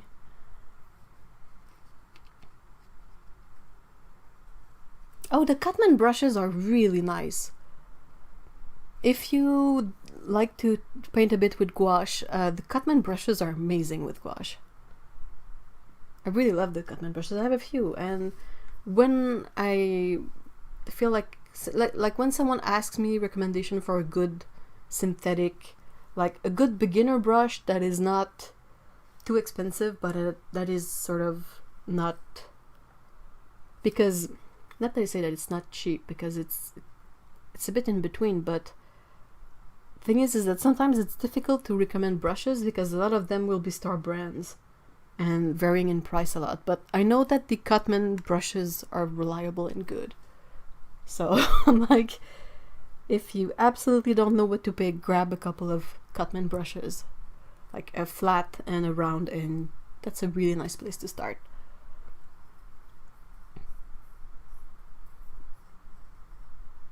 I just want F to have another streamer. Oh, that's really kind, but I will definitely think about it, because yeah, the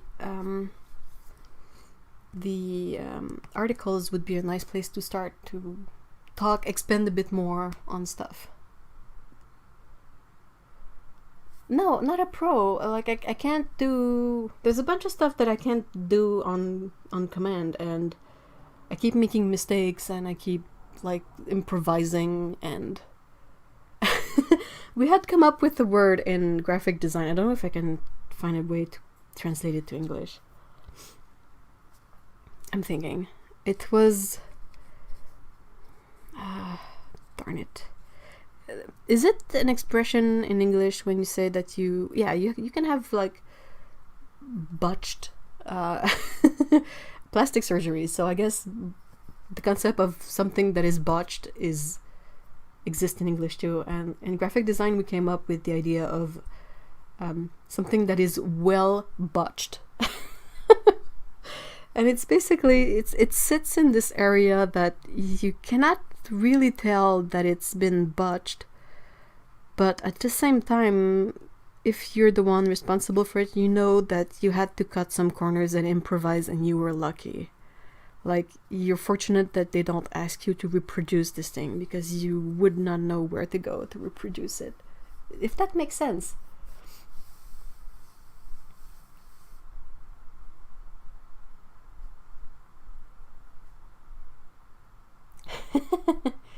Mo! Mais je savais pas que t'étais là. You caught my bien botché.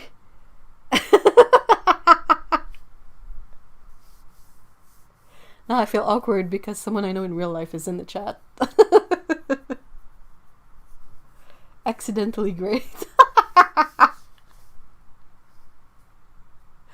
Mumble, botched, flubbed. Yeah. It's confusing because in French Canadian we have words that we borrowed from like all places. So sometimes I don't know if something is actually legit or if it's been like French Canadianed. Bien butchy.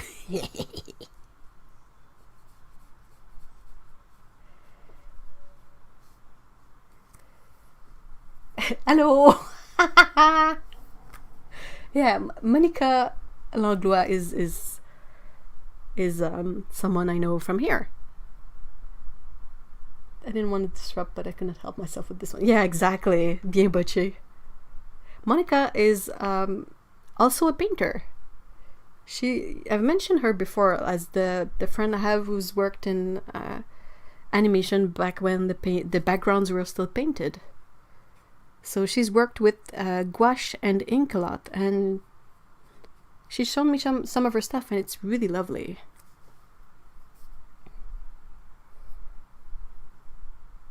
Oh, darn it, Maud, tu peux pas sharer ton lien. But I'm pretty sure if you Google her name, Monica Langlois, you will find her page, and she paints the cutest scenes with like mice and tiny rodents and tiny bugs. Bugs? Did you do one with bugs? But the ones with the mice are so adorable.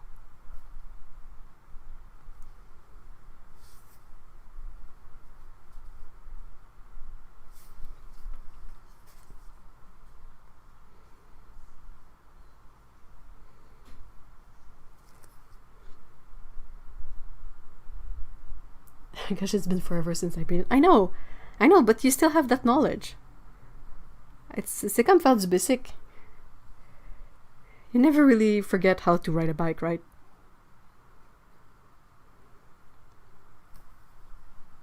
Ah, thanks for the link, Otto. Yeah, go check out Monica's absolutely adorable mice scenes. Ben là, de rien, franchement.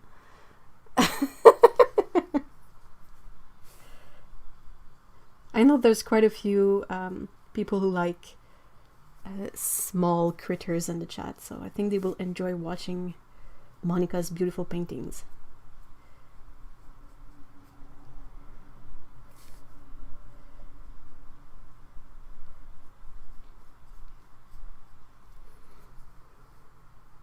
So as messed up as working in animation has been, and as uneven, one of the good things that came out of it is that that's how I met Monica. And now we are good friends. So that's like the highlight of this industry. My experience in it.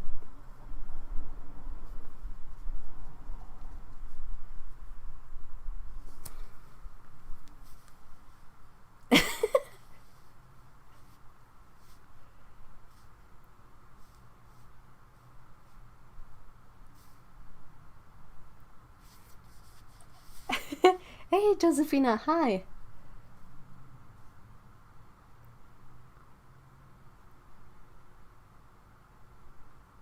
It's going well. I hope you're well too, Josephina.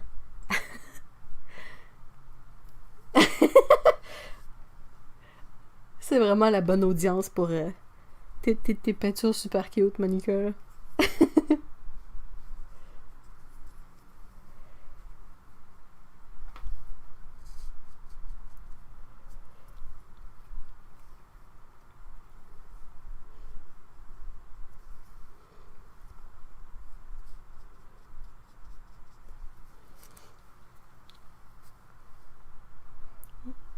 Yeah, it's been quite a ride in animation, but it was still great to meet people like you. Aw, thank you so much. And likewise, I mean.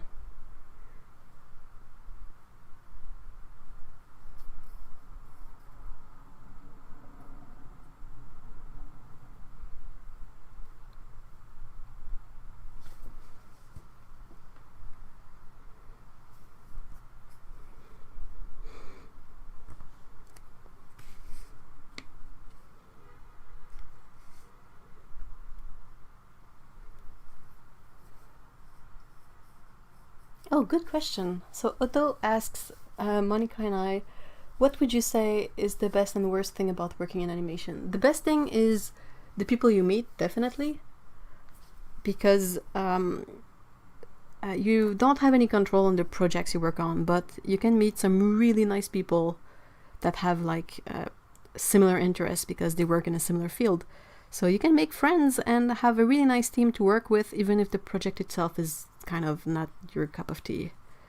The worst thing is probably the thing that I give me the most grief was the fact that sometimes, too often, the higher ups will not listen to your input, and not necessarily in the sense that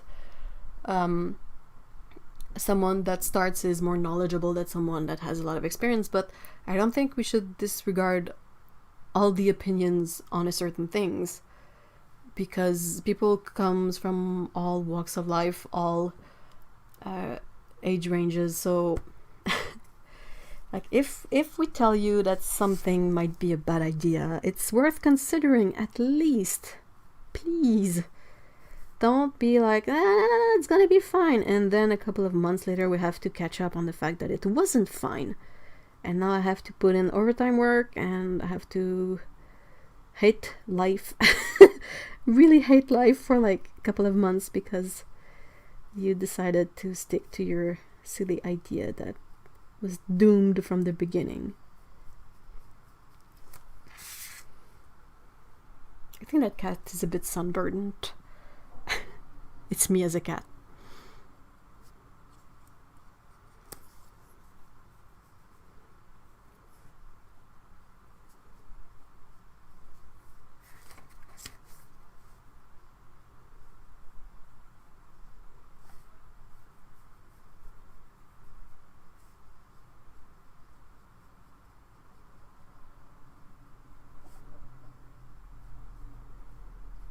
That was the most annoying part, honestly. Like, doing all this extra work that not that you don't want to work, you want to work, but most people don't want to work on something that they feel is gonna be pointless.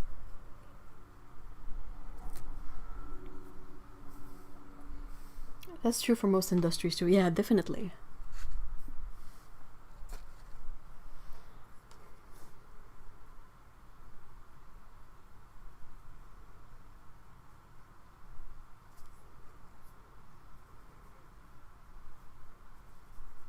Another like semi worst thing I would mention is that sometimes it can be hard to be paid decently. That can be a bit difficult. Hey, Jennifer, hi! Our very own Jen Thulu.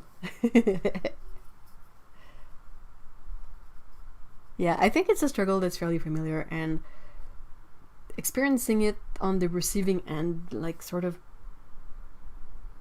makes me really question how is there not any more bus people that are aware of this?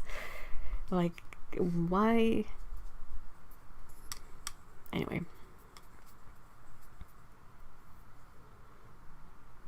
Also, producers are generally absolutely clueless. Like, painfully clueless.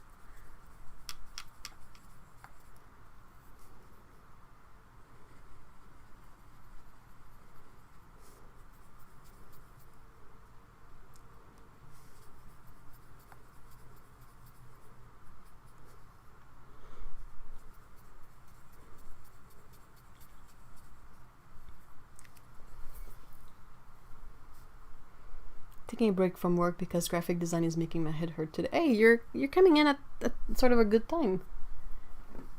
Not being paid decently is in every industry. Sadly, it is.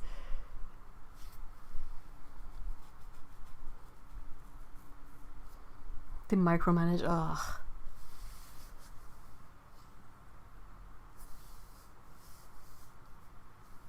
It's a nightmare. The place where I met Monica was probably the most weird, surreal / I don't want to say bad because bad is not the right word, but it was such a strange experience. There was so many moments that I went, wait, what? Hold on, what? Never mind. They should trust more their team, but hey, it's their money. Exactly.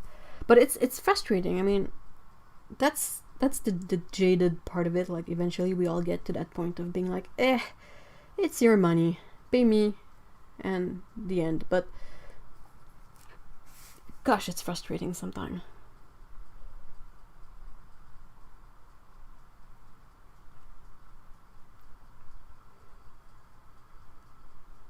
Like, why don't you, like, they don't have to pretend they know everything. It's fine.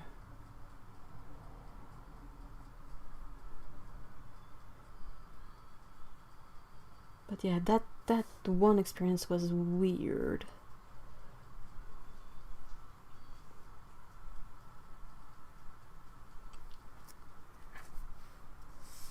People were sweet, so clueless. Oh yeah, most of them were. There was a very few unsalvageables.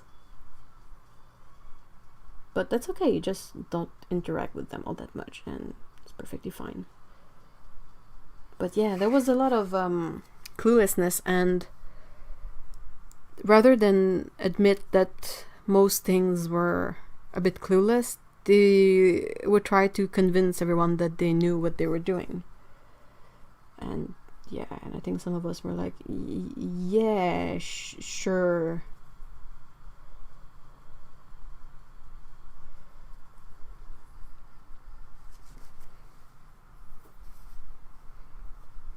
The best like pipeline of work that I experienced was the place where I worked, where they would have me in, they would say, okay, this is your work, you have 6 weeks to do all of this, and you deliver it on that date, and yeah.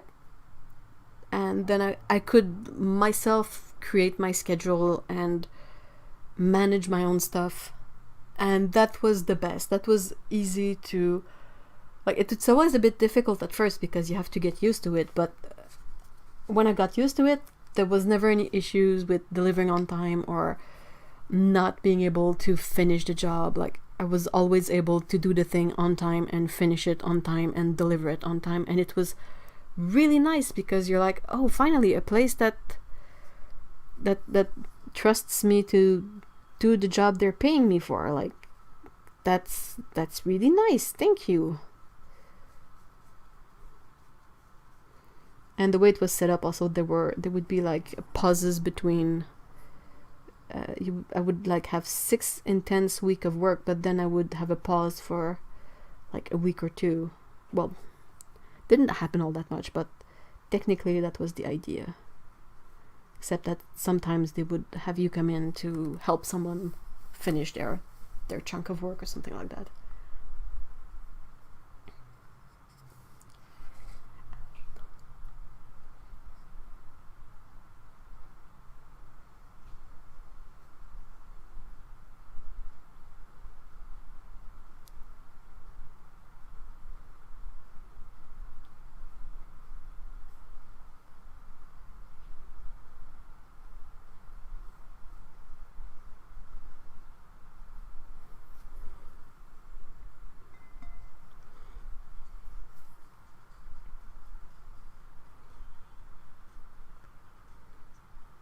This is such a silly painting.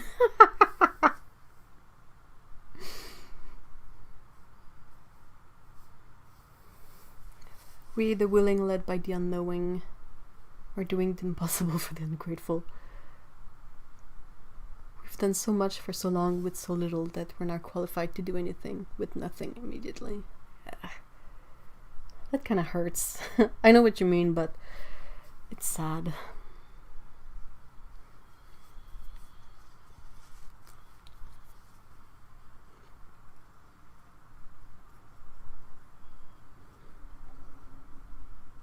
Oh, also, if you guys are curious, Linus is with Monica.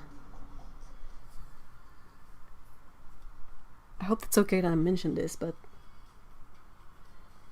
everyone is sort of familiar with the story of Linus in here.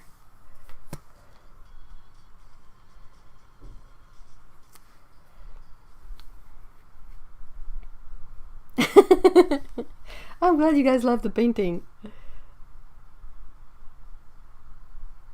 Hey, on horseback, hi. Sorry I've been absent. The world has been upsetting. Oh no, I'm sorry, Barbara. The world has been incredibly upsetting. There's not a day that you don't check up stuff and it's like really some more on top of the pile. Of course, I hope it's fine because I've already said it, so if it wasn't fine, I would be sweating my ass off. But yeah, everyone here is familiar with Linus and his story, and I've shared pictures of him, and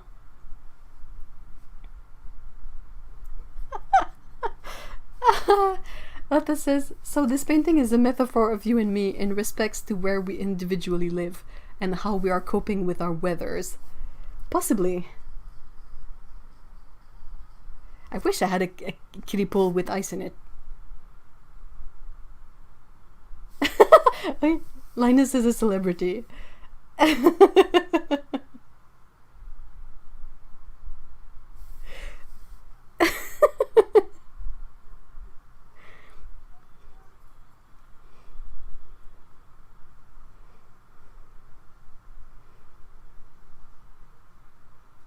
least your prime minister can read. Oh no.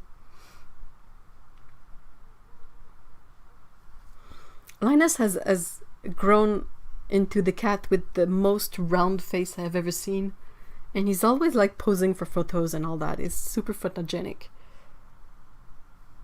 It's the opposite of my cats. Whenever I try to take pictures of Peko, she on purpose will look away or walk away or stop doing whatever she's been doing that was cute. And we sort of have to be sneaky about it. But Linus is always like, oh, a picture, hold on, let me pose. Okay, I'm ready, take the picture.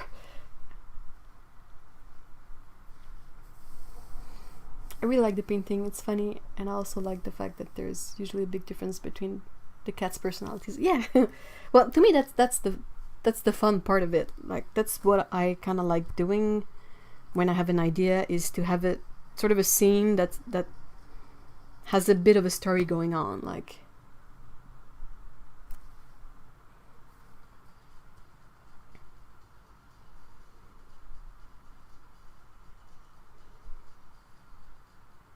Because I feel like painting, that's kind of what I struggle with. A lot of the stuff that I see that I find that is popular is often stuff that is just pretty. Like, someone has a very artistic view of something. Like, take for example Kellogg's Loop. Here, he does beautiful stuff, but it's really artsy, you know. It's like a woman, and there's a flowy thingy, and then there's like, I don't know, wolves and gold and sparkles, and I'm like, that's gorgeous, but it doesn't really tell a story, and I'm sort of unable to channel that kind of beauty into art. But I can figure out tiny scenes with cats. That's not a problem. We need more Linus photos then. I can post a bunch on the Discord later on. It's like Linus knows. Oh, camera, pretty eyes. Definitely, he knows.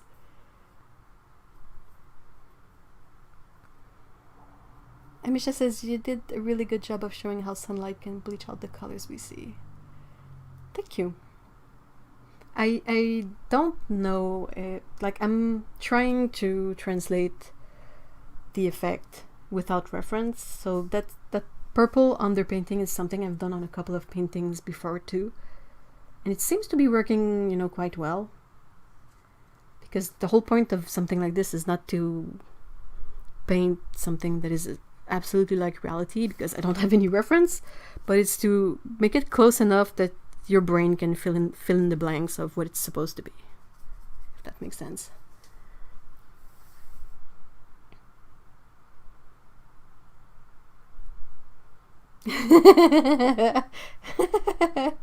Aww. Otto says, so glad and happy that Monica adopted Linus. He clearly has a good home, and Ev gets to keep up to date with how he is. I'm so glad for the updates, honestly. Oh, Barbara. I add my well wishes to the bunch of them. I hope it goes well. Spinal surgery, good grief.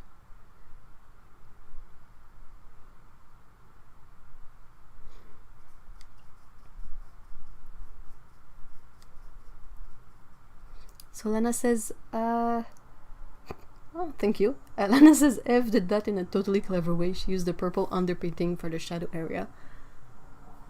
It's an easy way for me to keep track of what is sunlit and what is not.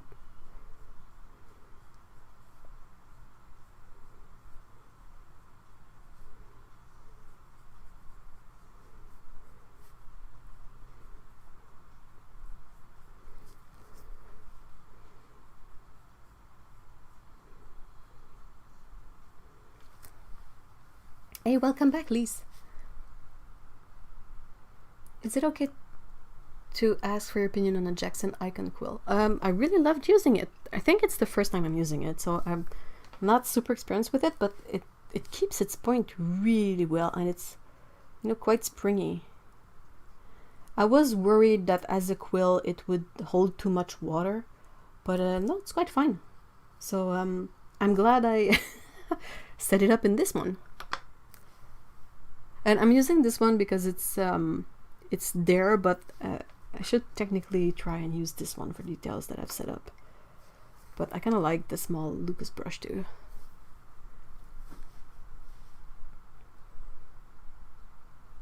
I thought quills were necessarily squirrel or faux squirrel. No, I think quill refers mostly to this way of presenting a brush. You know, with the sort of plastic cover and the ties, the metal ties. Because my theory is that this part, rather than being plastic, was once actual quill. But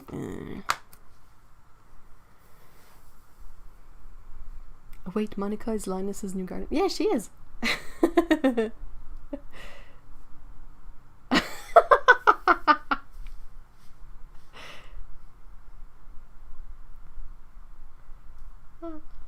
Kennedy with F. Could I possibly get an old man voice? It will be my second Fusion 4th replacement. Oh no. Okay, I can try. Okay. So, those who love old man voice, get ready. Those who don't, cover your ears for a second. Barbara!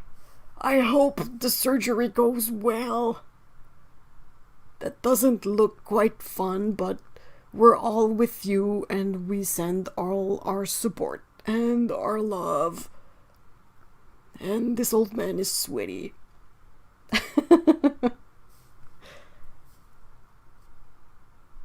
The cat woke me, so I am back.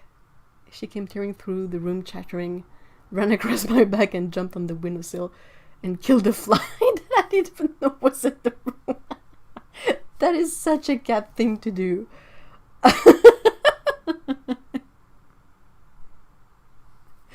Okay, so On Horseback says, I don't know if anyone remembers, but the stable drama has stopped. Yeah, I remember the stable drama. My mom's sister... Oh no, good grief.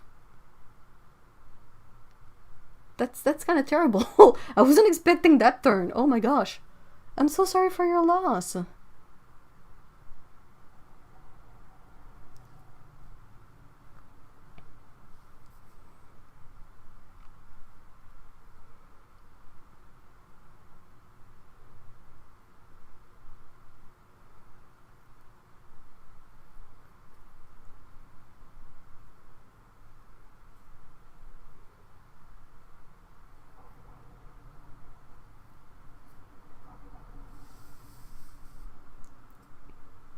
Yeah, Monica came up with the instead of Daily Linus, we called it Day Linus, like mashup. I'm always excited for Daily Linus Bake. Like, is this cat ever not cute? We've never had the moment where Linus wasn't cute.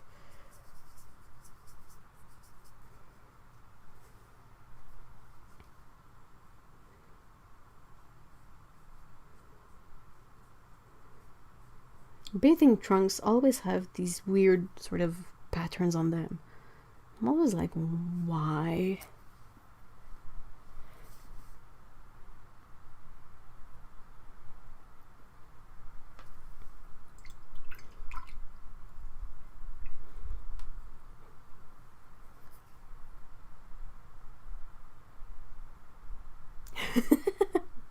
Not necessarily daily, but regularly. I think Linus provides enough novelty content to... Linus is just ever cute. Yeah, definitely. But yeah, I mean, he's always doing something novel, so it's really hard as cat parents to not document every novel thing that your cat does. I do it with Pecco and Scout, but they don't do as many novel things anymore. But when they do, we're like, the two of us, Mr. E and I, were like taking a bunch of pictures and being really silly about it. All while being somewhat sneaky because they don't like pictures.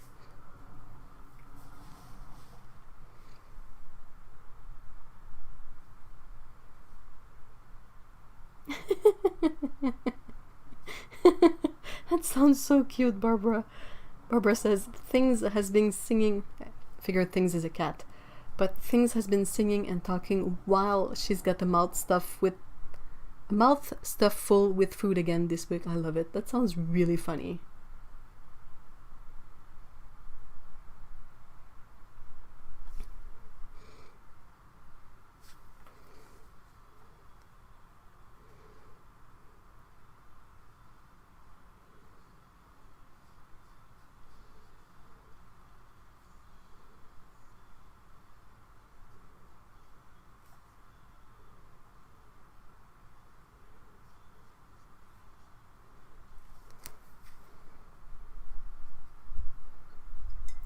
She sounds like she's saying, "I love my food, nom nom nom nom nom."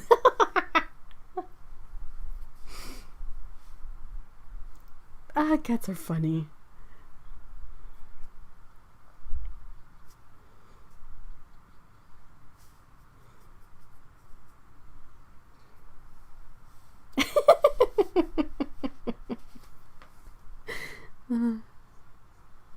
There's a park we go to sometimes that has a sort of a park kitten. Like the cat is always there at the park, always, very often. And it's really funny because the cat looks, you know, nice, doesn't look too ratty or like not taken care of, but still the cat spends the day there, and it's usually in the sun, there is no water nearby and all that.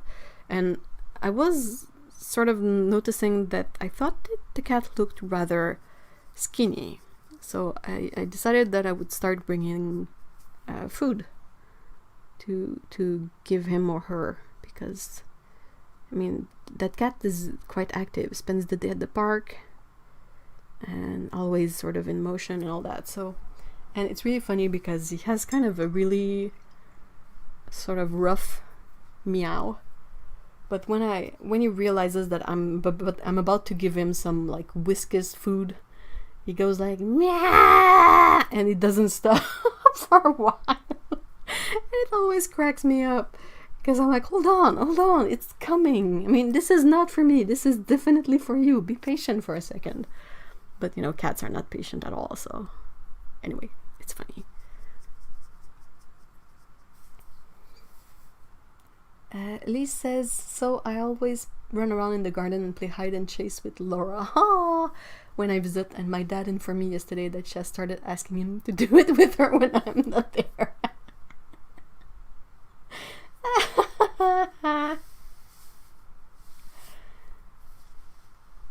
Cute 77-years-old dude running around hiding from a 6-pound cat in a garden. That's amazing.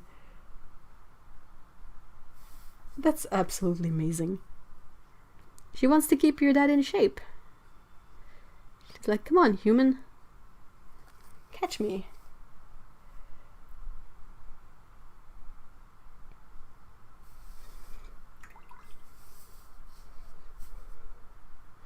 Pico has started to demand that we spend time with her just brushing her face with an old hairbrush that is now the cat's.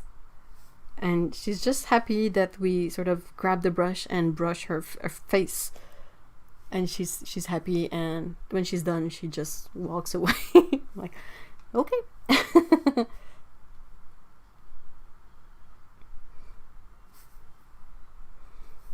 My cats do this all the time, like I wouldn't give them their food after I open. Exactly! It's like, hold on, just give me a sec. It's coming your way. I'm not keeping this. I'm definitely not eating it. It smells like actual dead fish, so yeah. She's an excellent physiotherapist.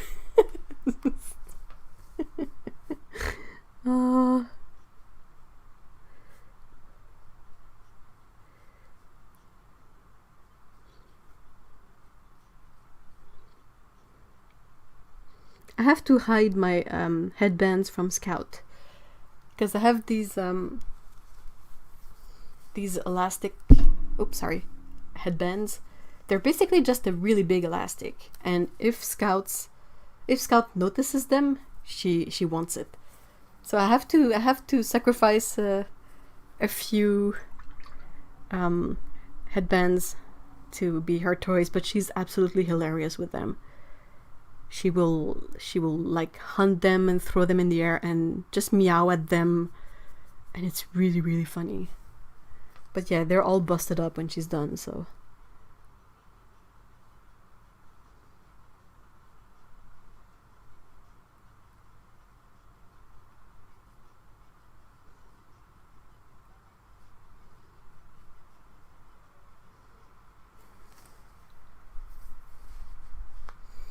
Otto says Maria, the cat, used to scream the house down when she finished eating, as if to say, "This was not enough food, how do you expect me to survive on this Morsel of a ration! Yeah, that's a cat classic. Otto adds, and Artie used to scream when he went to the loo. Mom! I did it! I'm a big boy! I went to the bathroom all by myself! Artie, you are 10 years old.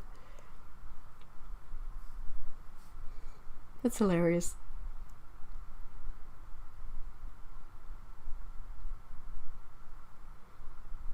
Aww. Barbara says she has this long food song that she sings after she eats. Then she does zoomies and hunts invisible bugs. When she's finished with that, she'll come into bed, headbutt me in the face, and demand cuddles. Aww. She knees in the air while purring. It looks like she's... That's adorable, right? When a kitty is like pawing at the air, it's so cute. And you're like, you know they're content, because they wouldn't be doing that if they weren't content. Which only makes life better. Animals are the absolute best. I agree.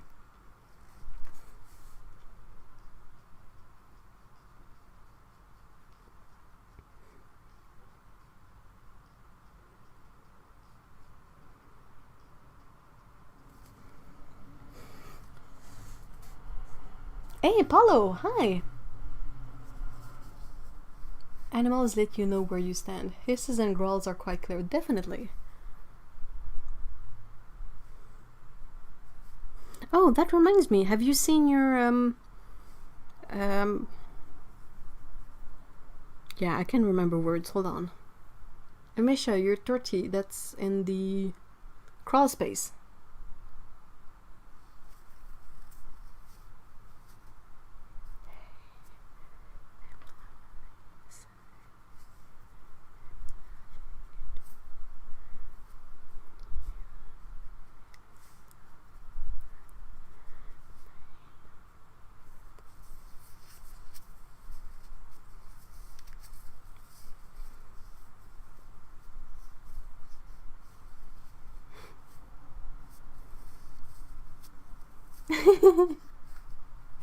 She also licks and nibbles your eyelids. Eee! Why? It sounds a bit confusing to experience as a human. Like, cat, can you not?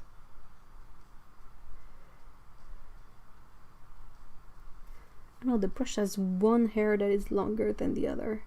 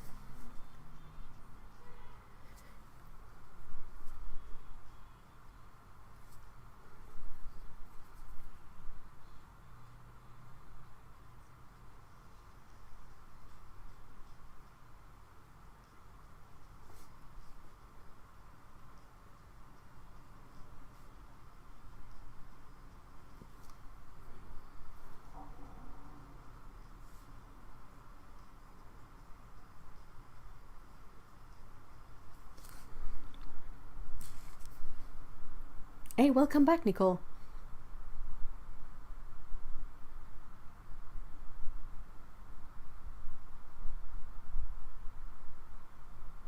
We're having this crazy hot weather. That's definitely a recurring theme. It's been pretty hot here too, like unpleasantly so. I'm still doing great though with the little fan.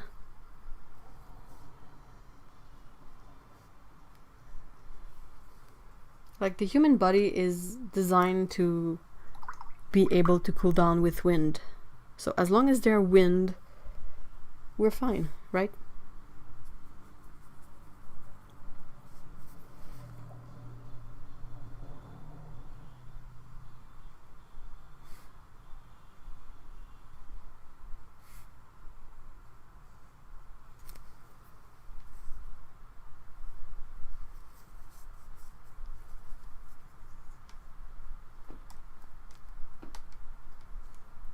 Okay, so Amisha says that the crawl space kitty, she has moved to a den near the creek where there's a lot of wildlife. A friend of my son who lives over there puts out a water dish for. Oh, that's so nice. No sign of kittens, thankfully. Oh, I hope she doesn't get kids. They can't really control it, but it's difficult.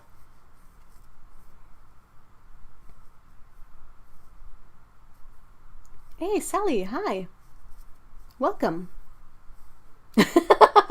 Paulo says, "Nah, I love my hot weather." Well, you can have ours too. I'll definitely send it over if I can. I must have like Viking blood or something. I can't do like 30 billion degrees.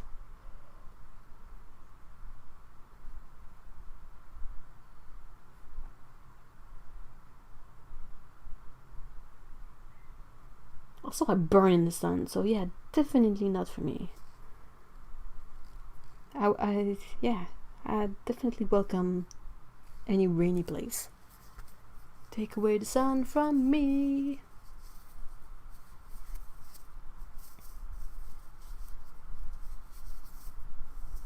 Barbara says, I've been frustrated at Blix because they've been out of absolutely everything for so long. By the way, thanks for the info on the Daniel Smith sticks. Got a few much more agreeable. Yeah, you can get cobalt turquoise for the same price as all the other stick colors. And it's perfectly fine. And it's already dry, so you just have to slice a bit, put it in a pan, and ta-da! Good to go.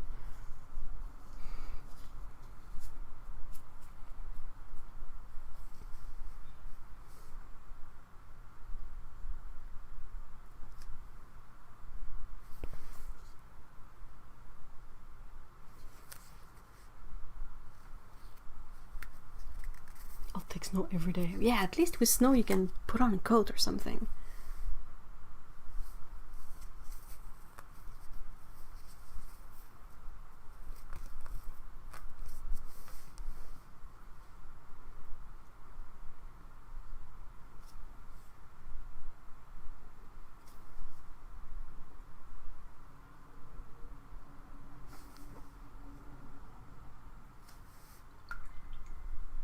I'm obsessed with their green appetite. Yeah, I think there's maybe 4 Permatech colors that are available as sticks. You have green appetite, Piemontite, sodalite, and hematite, I think. And they're all the same price, which is really nice. I absolutely expect them to eventually stop producing the sticks. I've seen them like go out of like go into clearance at my local art store because I think they stopped carrying them. I'm not sure, but yeah.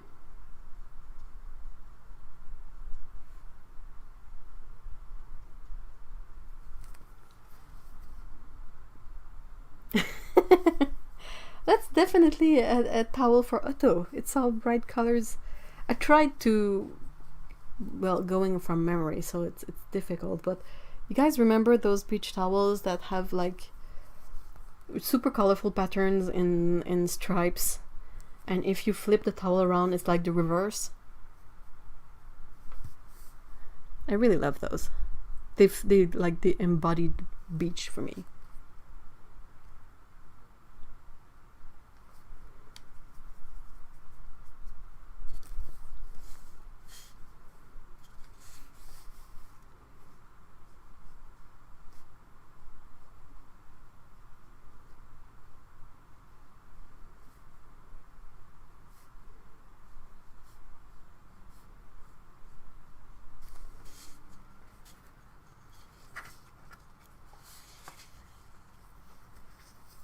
Or they'll go the Copic route and make some choices expensive for half the size. Wait, what do you mean?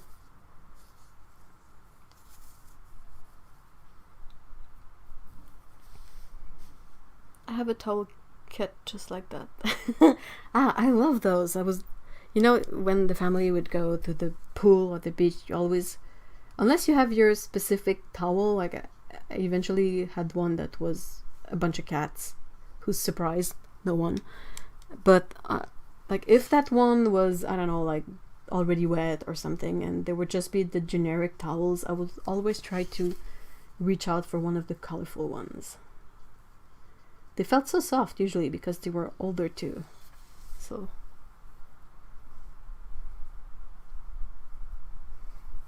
Barbara says, you know who impressed the bejesus out of me in regards to customer service? Princeton. I was going on about their tips curling and making me nuts with a friend on Instagram. They replaced all of... What? Nice! Wow, that's so cool. Wait, hold on, what? Copic refills are now twice as expensive and they're half as big. Wait, what? Ew. Ew, ew, ew. Do other countries besides Japan have the concept of towel kits? I have no idea. What is a towel kit?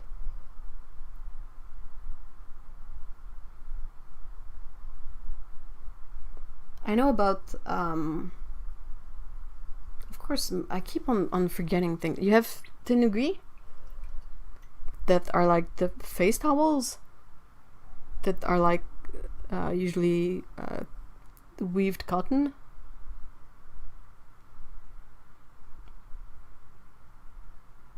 Yes, about Copics. Ah, for real? What? They updated the Copic refill packaging.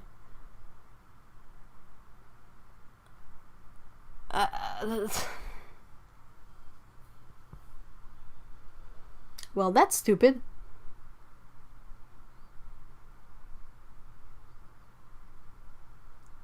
You cannot tell me that alcohol ink is that expensive. No way.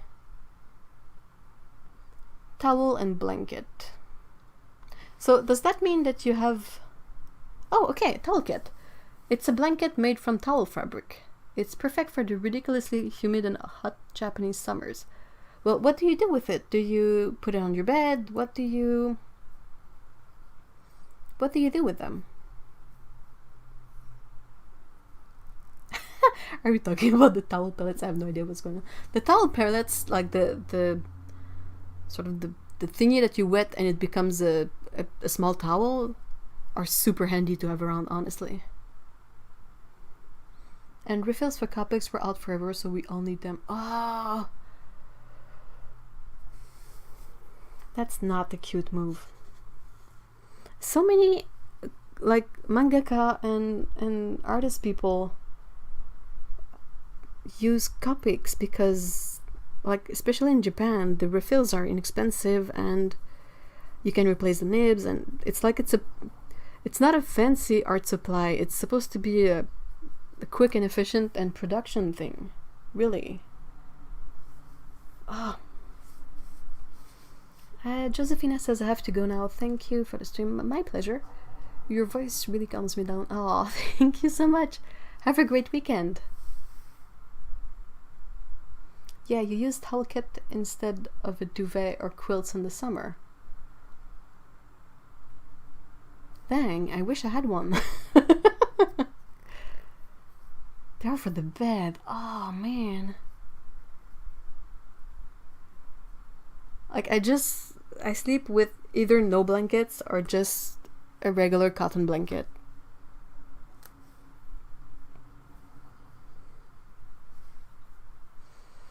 Regarding Copics, it's also just really idiotic when we have climate concerns. Yeah! I mean, I'm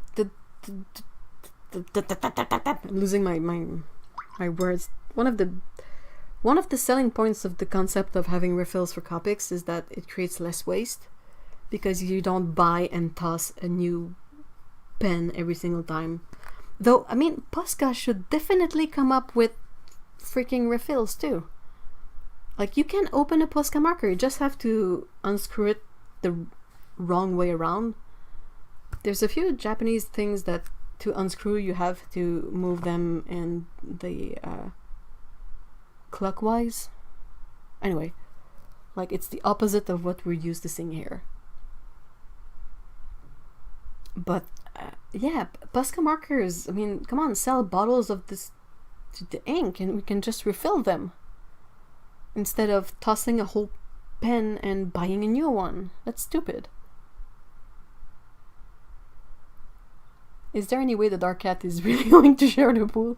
Doubtful. Apparently it only costs 85 cents per marker to make. Yeah, but it costs a lot more than 85 cents to clear out that waste.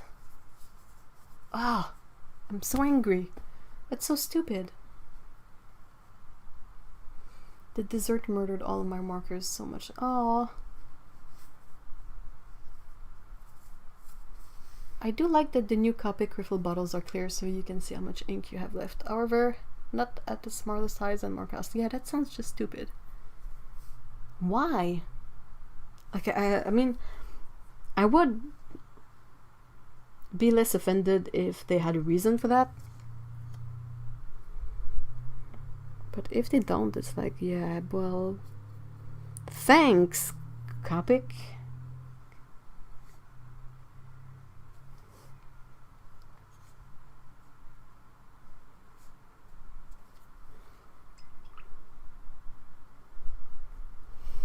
And I mean, it's not like Copics are cheap. Well, maybe they are cheap in Japan. Around here, they're not cheap. Especially the sketch ones. You know, the oval ones. The Chow ones are more affordable. And since you can refill them too, it's sort of fine. But the sketch ones, they're like really pricey. And there's like a bajillion colors. And then a bajillion refills. I'm so offended. I find it so disrespectful. And this time is disrespectful of artists and climate. It's like, good job.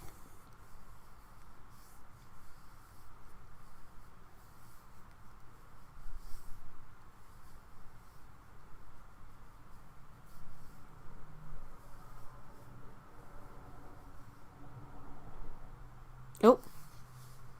I sent in a reason for the change and I kind of got as an answer, but I think my command didn't go through. Oh, can you share it again, Maureen? I'm interested. Otto says, I don't get why you can get replaceable Posca nibs but not refill inks. I mean, Molotov, I don't know how you're supposed to say it, but they have refills and it's really straightforward. It's a simple system, but the Molotov ink tends to be less opaque than the Posca ink. Oh, that's a good point. Kevin says, I feel because of COVID, the demand for alcohol-based cleaning products increased, so the cost of alcohol-based products like ink probably tripled in price.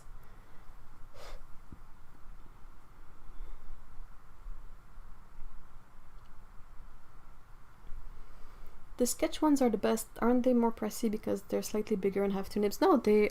Hold on. This is mostly done, so I will prop it there. Let me have my... Oh, sorry about that. I have my small selection of Copics here. I had more, but I wasn't using them, so I gave a bunch away to a friend. And I kept these. So I have one wide that I got in super big discount. So that's a Chow.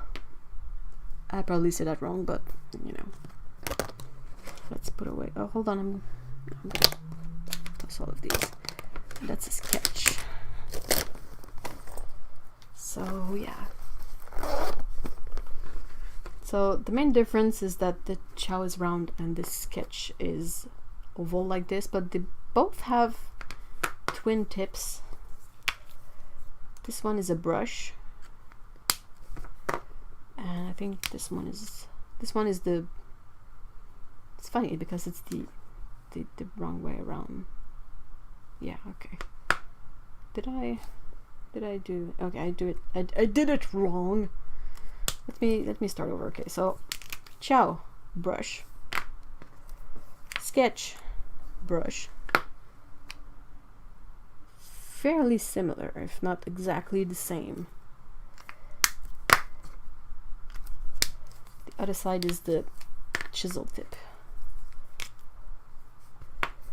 Chisel, chisel. Why is this one like $2 more than this one? Why? People were like, well, these tend to roll off the table, which is sort of true, but at the same time, I mean, we can afford $7 single pens. Heh.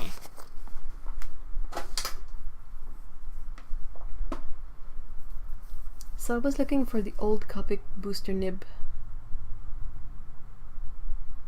They took it off the market because it was being used for drugs. Holy moly!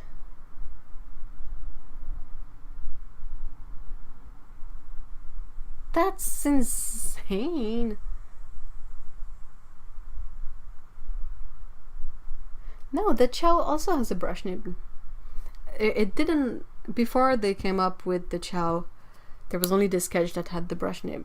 Like, you would have the original Copic, which was square, then the oval ones, but then they made the Chow, and I don't know why they keep both.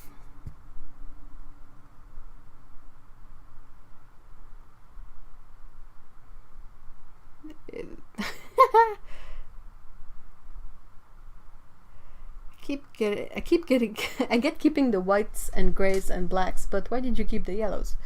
Because they make me happy. I think this yellow is my, well, I kept the 3 neons, and this yellow, this is the same yellow. These are neon colors. The rest is all grayscale. So I kept the cool gray because I prefer it to the warm gray. Mr. E prefers the warm gray. So then I kept fluorescent yellow orange, and fluorescent orange because I had to. And then I kept this yellow because I really like this color. I've been obsessed with this color lately, actually. So I'm glad I kept these. But it's such a happy, cheerful, sunny color. I think it's because times are so dire right now that this color just feels like sunshine. I like it. That's absolutely the best possible reason. I got this one, the white, on super discount, and I'm like, this is such an absurd product, but I like it. I think I might get a few more yellows, but I want to keep my Copic selection small so that I can afford to buy refills. I didn't know that they had changed them, so that makes me kind of angry. But yeah, I guess that at least if I have very few Copics, I'm not gonna need that many refills, and I have a few already.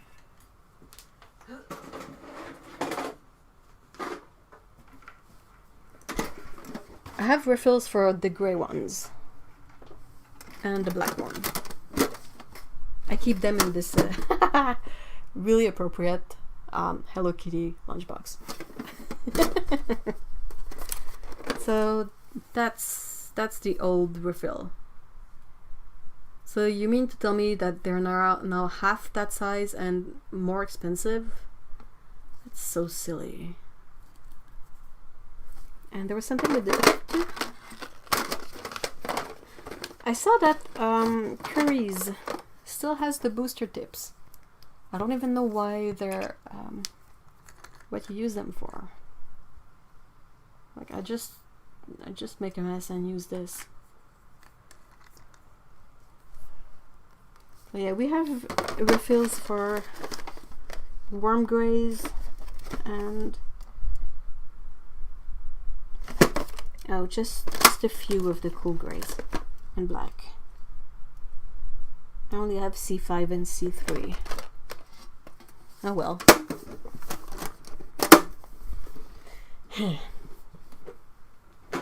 I'm gonna go check out the new refills later on and cry a bit. The old ones were 25 ml, the new ones are 12.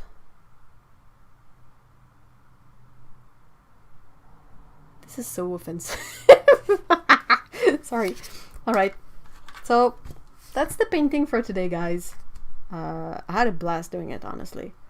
Like, I was able to channel and have some sort of catharsis through the cat that's in the kiddie pool with the ice.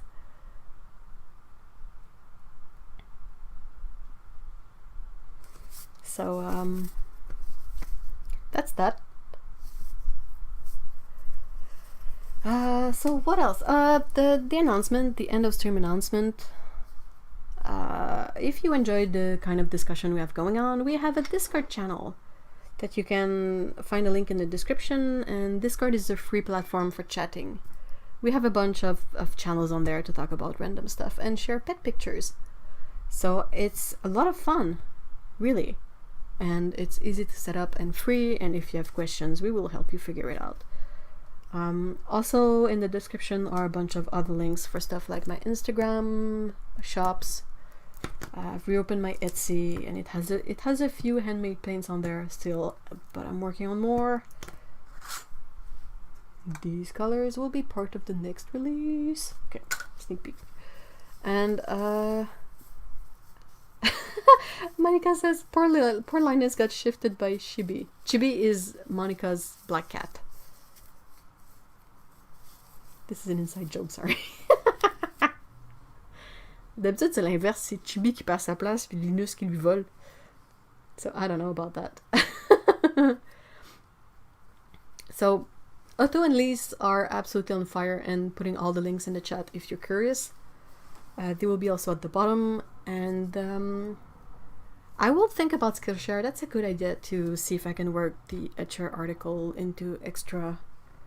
like build more stuff around them and make them into short Skillshare classes. And a great big thank you to Lise and Otto for being the moderators. By all means, check out Otto's channel if you haven't already. She has awesome videos about watercolors, about specific colors, about comparisons, about techniques to create texture. I can talk. And yeah, if you feel like doing so, you can like this video. That's helpful. And I hope I will be able to update regular content on the regular channel soon. I'd love that. You should do a children's book with cats. I would be up for it. I don't know where I would find the story, but I'm good with drawing it, for sure. Alright guys, have a great weekend. Stay sane, stay cool if you can. And we will see each other next Saturday. So, bye!